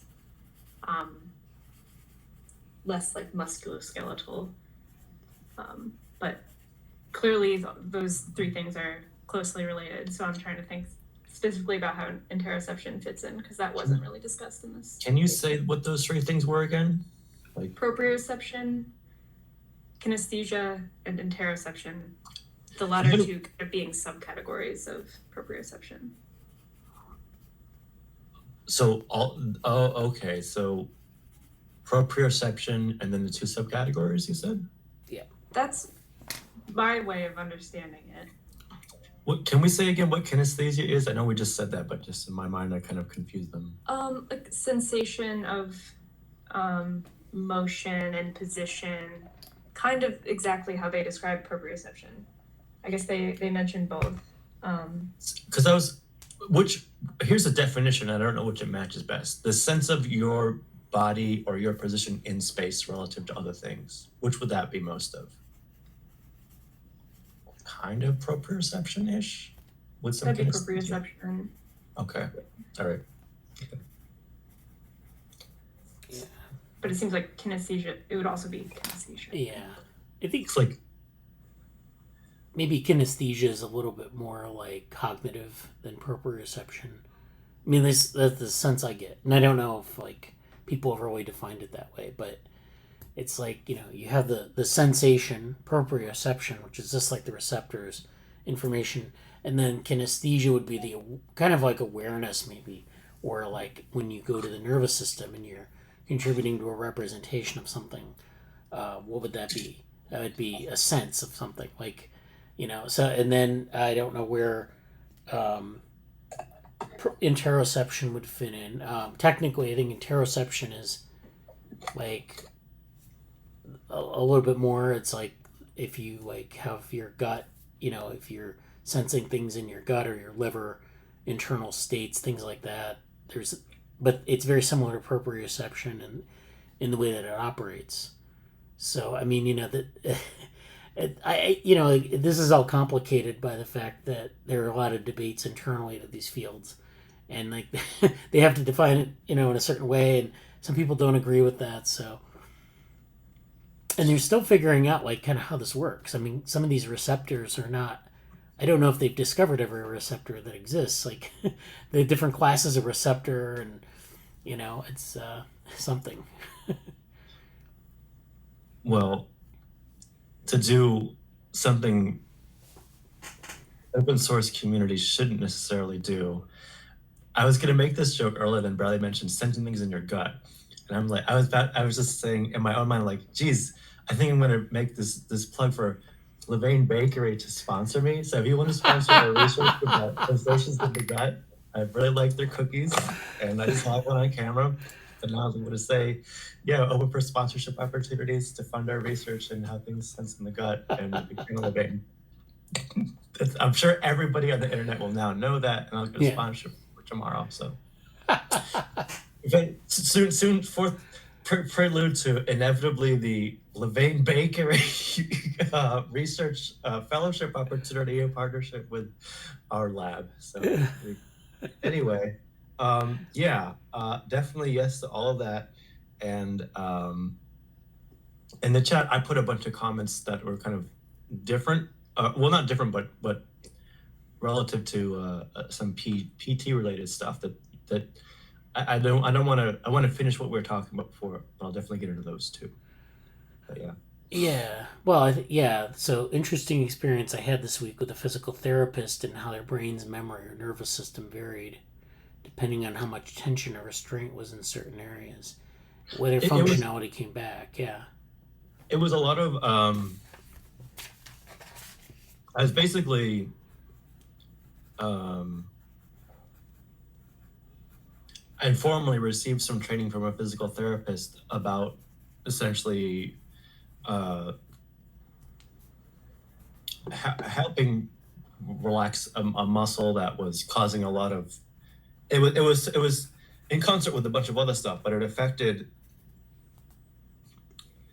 a lot of tension across different areas. And it's weird to see.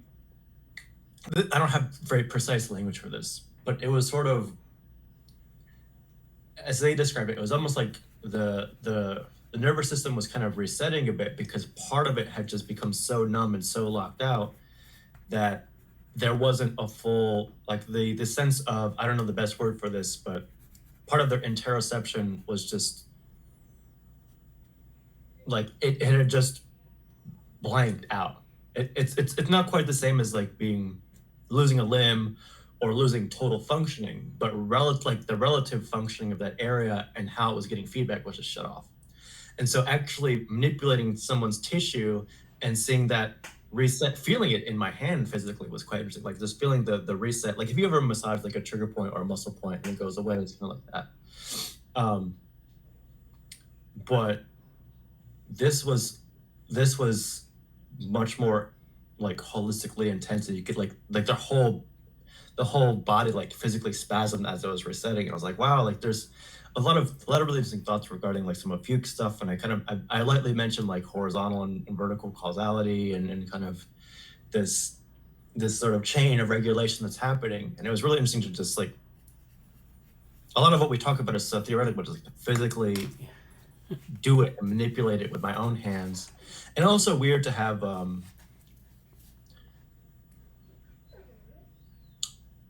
I mentioned a little bit about my thoughts on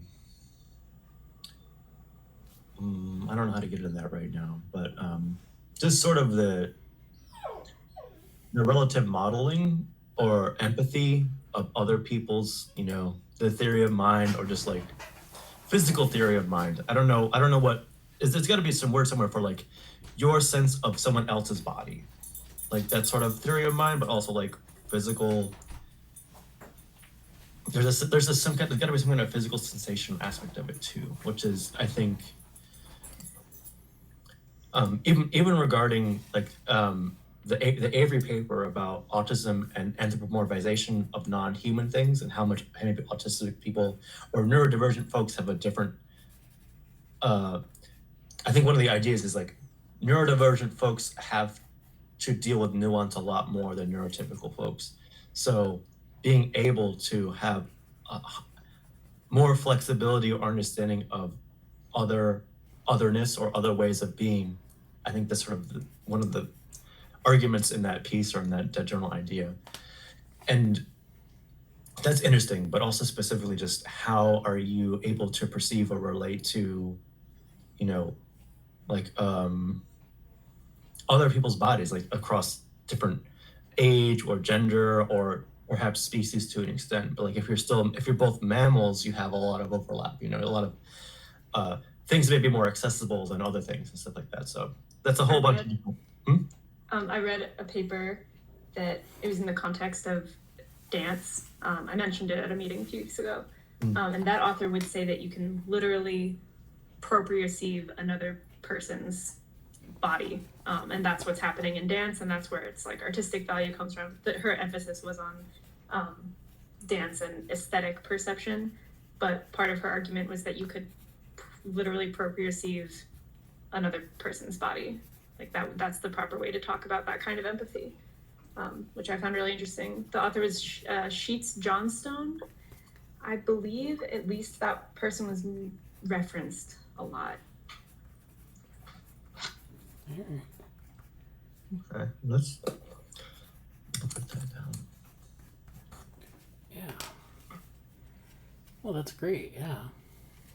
I think I shared the paper somewhere, but if you want me to actually find it, I can.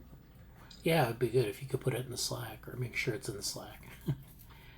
And then the final comment in the chat, Ari the rabbit, which is the cutaneous rabbit illusion. Yes, the PT person also talked a bit about this relative to pressure and how diffused or centered it is, and how the body interprets severity based on proximity or alignment. Yeah, it. They didn't mention the rabbit thing specifically, but it was quite similar in that, like, how your body senses like this versus like the different patterns that it happens, and just how that. It's almost like, I don't want to say attention, but it's kind of reminded me of a bit of like attention, and like the total pressure may be the same, but how diffuse it is, or how what pattern is forming. Because I'm sure like the rabbit thing is also like, I'm sure mammals have a long history of like things scrambling up you to attack you, or like that pattern has to be like the ultra high priority, like that sense of reaction, understanding, like that has to have such like that has to be so necessarily prioritized to the extent that the bias towards that, like you'd have to be super biased towards, if you feel something coming like that, you're going to have to react, because if you don't, like, your fatality likeliness is, well above average, as opposed to like other feelings. So yeah. Yeah, that's great. So thanks for that. Why don't we move on? I wanted to finish up here. We're almost at time with a few interrelated papers. So I'm going to go to the this week's folder, and so maybe we'll talk about that next time. So there's this discussion, and I talked about it in the Cognition Futures reading group.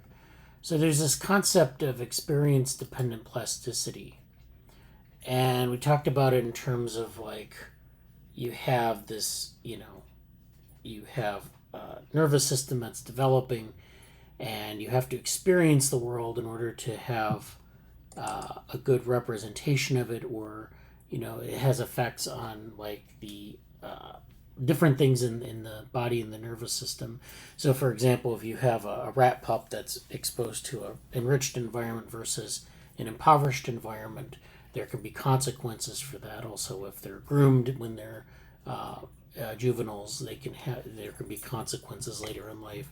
So all these stimuli and all these different types of what they call experience dependence and plasticity associated with that has an effect on the adult organism, or just basically on your own nervous system. So if you go blind early in life, you lose your vision, that can have an effect. Of course, if you have low vision, you don't see the world as well, and that sort of thing shows up in the representations that you build and all this other stuff. So there's this idea of experience dependent plasticity. So this is an article on stability in the face of change, lifelong experience dependent plasticity in the sensory cortex. And this kind of introduces the concept. I'm going to talk about experience dependence, and then I'm going to talk about a case of experience independence, and we'll see what that looks like. So this is something that we see.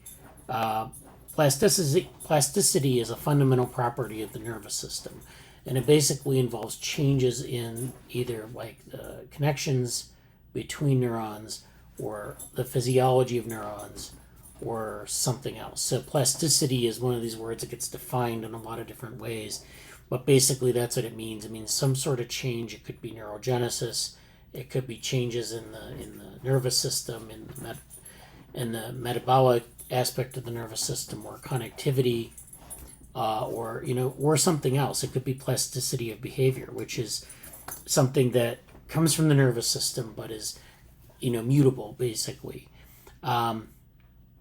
So it's a fundamental property of the nervous system that enables its adaptations to the ever-changing environment.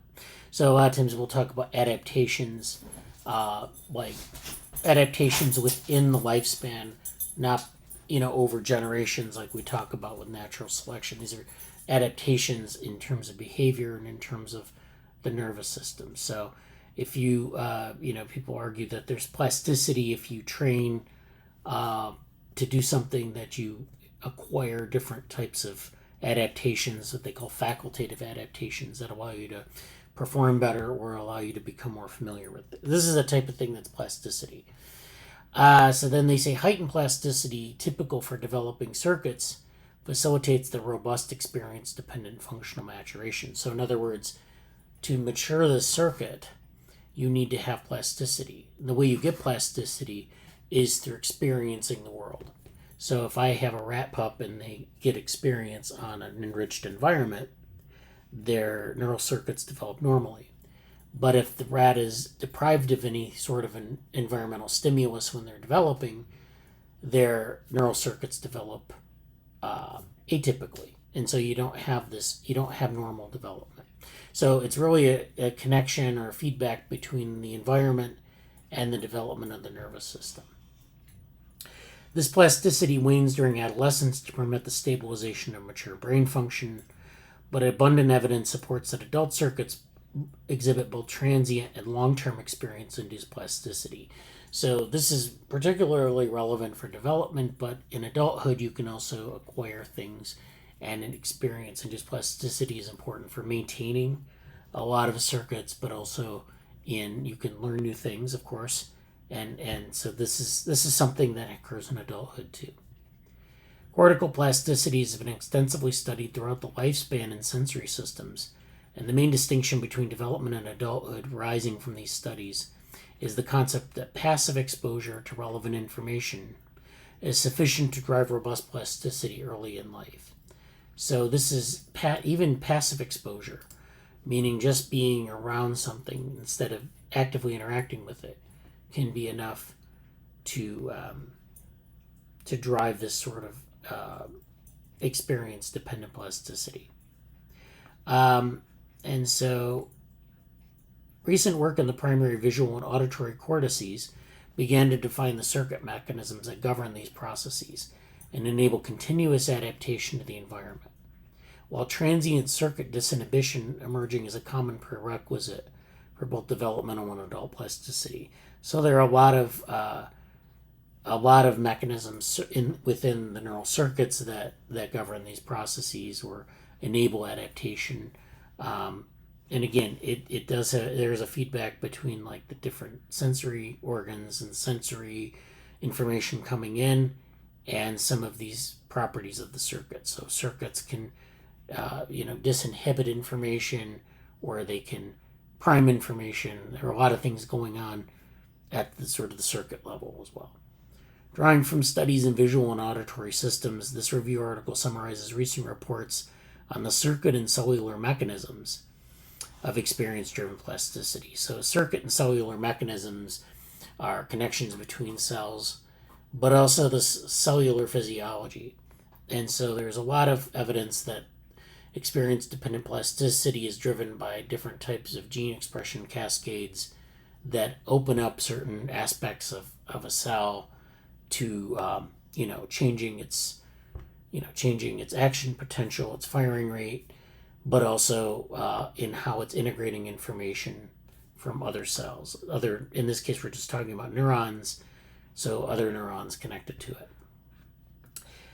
The benefits of distinct plasticity mechanisms used at different ages are discussed in the context of sensory learning, as well as their relationship to maladaptive plasticity, which is where you learn something that is bad, where you adapt in a maladaptive way, and neurodevelopmental brain disorders. Knowledge gaps and avenues for future work are highlighted, and this will motivate future research. So this is a nice review for people who want to know about this area. This is an example, say for example, of the critical period versus the adulthood circuit. So this is the circuit of different areas of the brain, and this is just showing this how rising levels of inhibitory neurotransmission are a prerequisite for onset of developmental passive learning phases that occur during the critical period.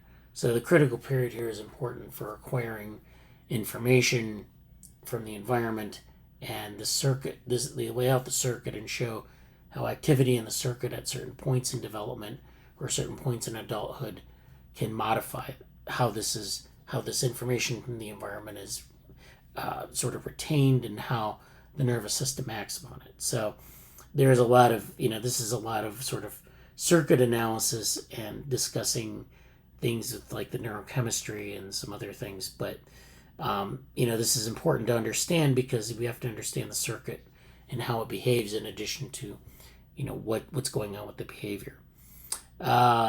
They talk about plasticity in the adult cortex. They show lesion studies. And so they lay out this idea of activity dependence, and it, especially with respect to the critical period and the regulation of plasticity across development. So this is definitely a good paper if you want to know more about that. This is another review, activity dependent neuroplasticity from bench to bedside, which is a way of saying that this is for like this has a clinical perspective on it, just kind of talking about therapeutic approaches and how this can be used to modify, different brain disorders and things like that. So we were talking about neurodiversity earlier. This is another side of this where you can understand activity dependence in terms of, neurodiversity as well as brain disorders and other types of. So because what you have here is they use plasticity modifying molecular agents to show how you can change a circuit, but it's also interesting to think about how circuits behave differently under different conditions. And so this is something to kind of, if you want to read about the more clinical aspects of it, you can read there.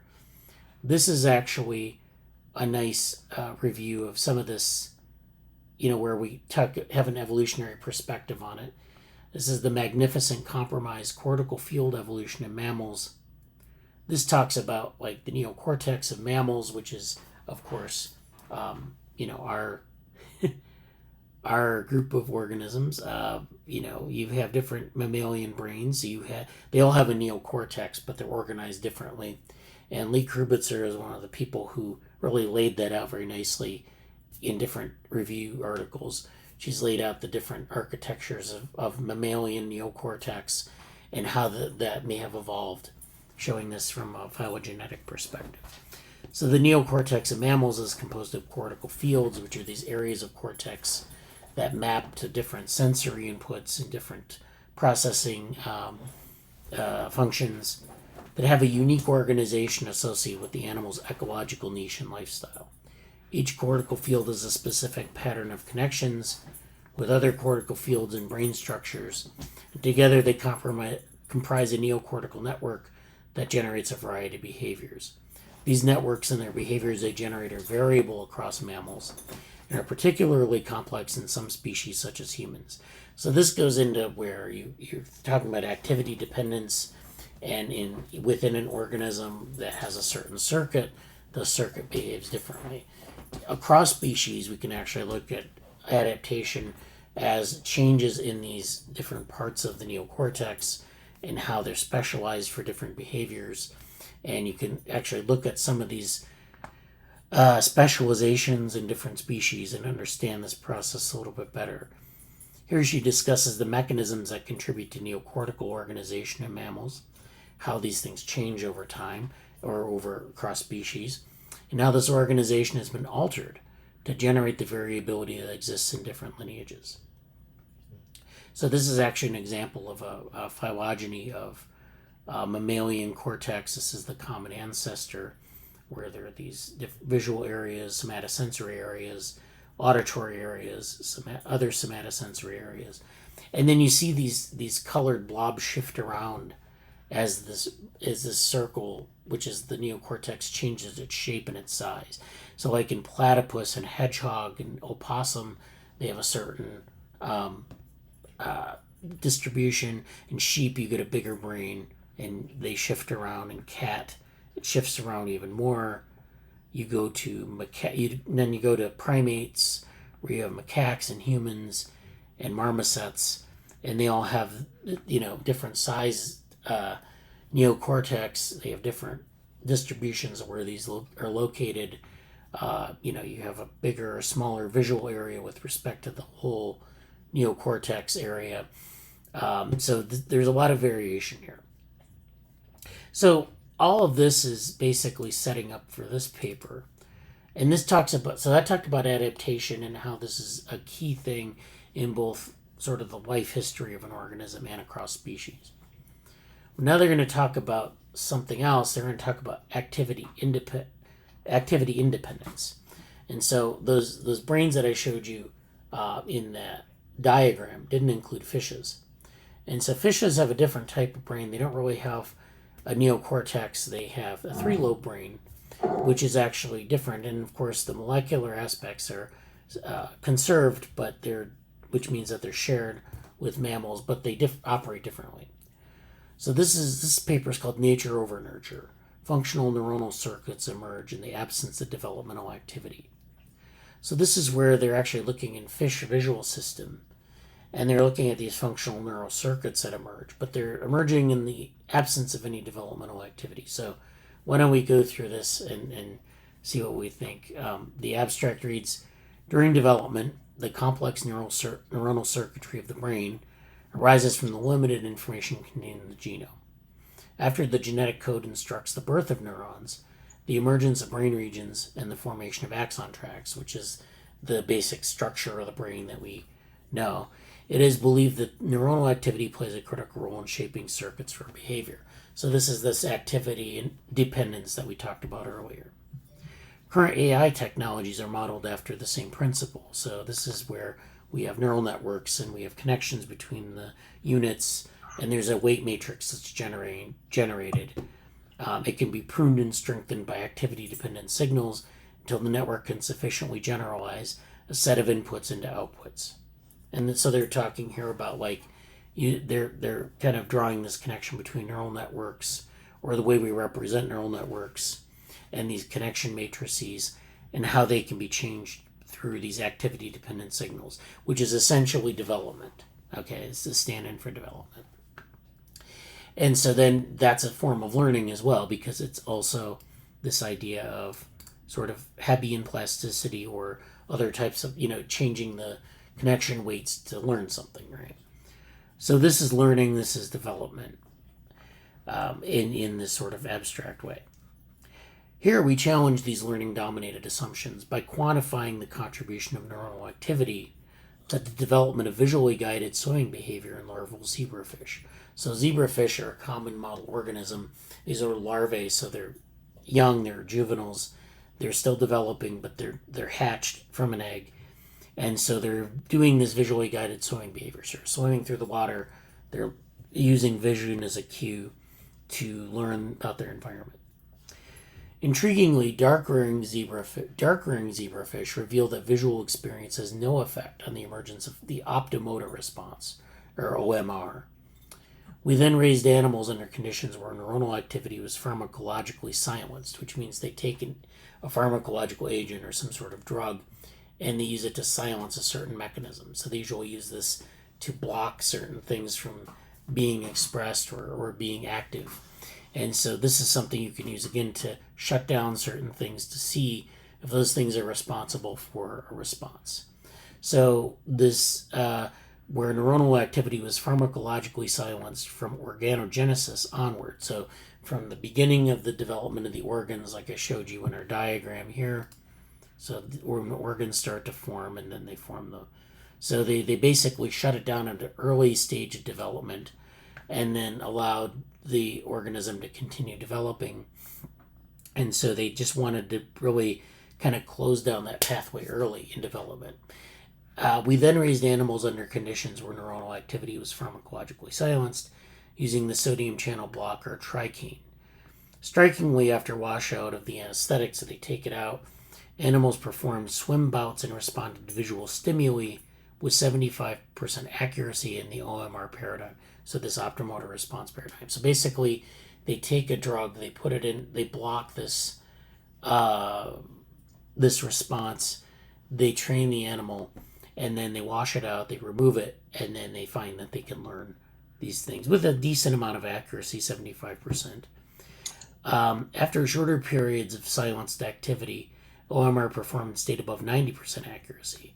So this is like where, if you silence it, if you add that silencing mechanism at a shorter time window, you can actually get even up to around above 90% accuracy. So that suggests that there's, you don't necessarily need this learning response or this plasticity response to learn these behaviors. Calling into question the importance and impact of classical critical periods for visual development. So in this case, we're looking at the zebrafish visual system. We're looking at these critical periods of acquisition.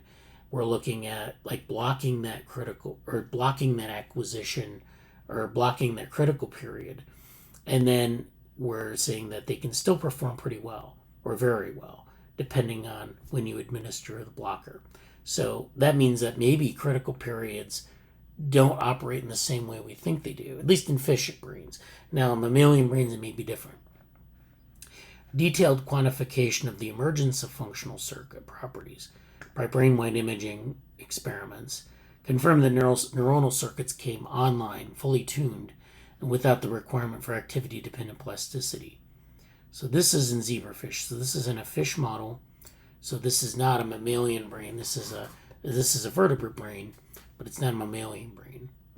And what they're suggesting is that they're looking at the functional circuit properties using they're quantifying this with some sort of neuroimaging, and they're confirming that these circuits come online fully tuned and without the requirement for activity-dependent plasticity.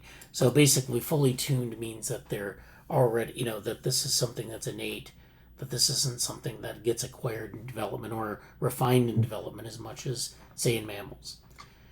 Thus, we find that complex sensory-guided behaviors can be wired up by activity-independent developmental mechanisms. And so and then I went back to this book, Principles of Brain Evolution. This is George Streeter. And this is a good book. This is from about 2006. He has a lot of information about this, talks a lot about activity dependence. And I'm not going to get into it because we don't have time for this. But he kind of talks about a lot of this in the brain, in gymnodoids, which are electric fishes, weakly electric fishes. So this is another fish model. And he's talking about a lot of things here. I'm not going to go over this too much, just to say that we want to talk about this further. There's a lot that's been done on like the development of topographic maps and some of these other developmental aspects of plasticity and activity dependence. So that's what I had on that. I just wanted to go over that because I thought that was really interesting. Okay. Morgan said, I thought I saw Tim Barron's talking about this paper. Yeah, probably. It just came out. I think it's a preprint, but interesting stuff.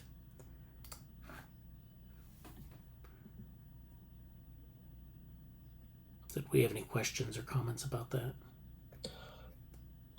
No, I'm taking a few notes in the document, and I put other people up too, so thank you for that.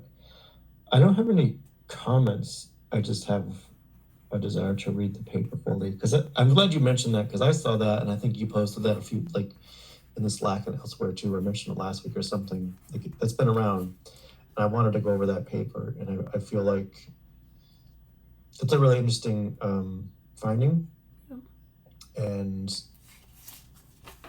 I'm curious. I'm thinking a little bit just now, kind of about our what do we call it? But like developmental freedom versus developmental whatever else that thing was. Yeah. What was that paper called? Was that the I don't remember. Our continual learning work, or embodied learning? continual learning, yeah. It's interesting, sort of the thing about it, and the trade-off of like certain, like how certain really, really, really fundamental things you would probably want to just, well, I don't know if that's true necessarily, but like what and how would you want certain things to be basically activity independent? Like, what would you want to just come in, quote unquote, fully online, and what things would need to be contingent on stuff? And it's interesting to think about that in terms of Fuchs, because he's saying, like, oh well, certain things the way he talked about emotions as directed, like goal oriented, sort of like cyber, like not, what's the word? But like offering some kind of a homeostatic or allostatic targeting, and how that's coming online, and like building up from the basal affectivity and going from there to the relationship to developing with the environment in that sense.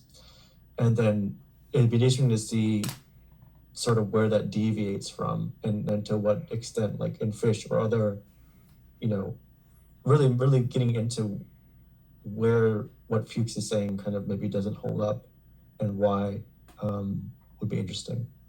So yeah, I definitely think though some of these different systems, the I guess the rules are different maybe.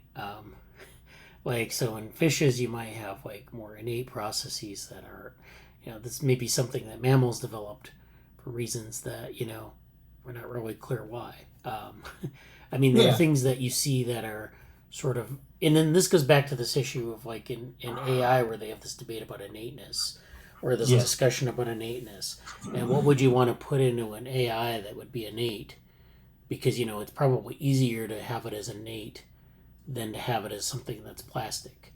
Like, maybe there's some processes that you don't want to be plastic because it's hard to control, across contexts how the AI would behave. So like some visual acuity aspects might be hardwired or innate. We'll use the term innate for hardwired. And then, maybe we want to use plasticity to leverage other things. I think the lessons for AI is really where I wanted to go with this. I mean, if you're interested in the biology, great, because I love that. But like, the lessons here are like kind of like for this innateness versus learned aspect of an artificial system. So I think it's interesting though that you see that sort of difference, and that we talk about human intelligence a lot, but we don't talk about like cross-species comparisons as much. Well, and I'm yes to all of that, and I kind of go back to Levin in that talk, of course, and just sort of, I'm thinking about, he says something at different points about how certain, like sort of the concept of making decisions in like two-dimensional or more limited dimensional spaces at lower levels of activity inside of a body or whatever, like there's not certain stuff is inherently lower dimensional and less based on interaction anyway. Some isn't, and the interesting things are when there is stuff that would directly like attune to the external world that isn't dependent on external world. What things that are innate that are very much interfacing with the external world are quite interesting. And you kind of comparing that, he didn't say that, but I'm basing what he said and what you said and what I'm thinking. But also just the way he talked about like two-dimensional versus three-dimensional spaces, and like the quote unquote problem space that some like evolutionary mechanisms involved in, and how like what the biological machines are trying to not necessarily compute but interpret or work with in those spaces. So something to flesh out more later. Yeah. Over time now. So yeah, definitely. Yeah, I think that's important. A distinction that was made there, that things may be less dependent on an interaction, and depending on where, like if it's a fish brain versus a mammalian brain, or versus like some structure, some sensory thing that we have that doesn't interact as much with the environment. Those are important. And you think about like AI, you could design something that maybe was innate that didn't interact with the environment as much or didn't depend on that interaction, versus things that interact very tightly with the environment. Those things maybe need to be more plastic because you need to be able to adapt to different changes in the environment. Yeah, and very, very, as I think Levin reiterated this common point, but just like biology is totally based off of, relatively imperfect information and having to make immediate choices, and AI as the opposite, or you have to have a bunch of information right now, or mostly, and the time scale and the pressures are totally different for those things. Yeah. All right. Do we have anything else we want to say? We're over time here, so. I guess I would just reiterate, if there's, for everyone in the lab, if there's something that I'm working on you with, I have some things I wanted to follow up with Amanda, potentially Morgan too, like specific comments that I just have not had time to do, or things we talked about that I haven't fleshed out. Like this week is gonna be a week of me actually getting caught up with a lot of things again. So please reach out to me, whether it's a project you wanted to do, something you wanted to think about next year, a collaboration, a writing. If there's questions that you had that I didn't respond, just open to everybody, like, please, mention me again, because I think there's some things that have slipped through the crack that I'm going to try to address with a bunch of people soon. So just putting a call out for that again. Okay. All right. Well, that's it for me. Otherwise, see you next week. Yeah, see you next week. Yeah, talk to you soon. Talk to you. Bye. Thank you.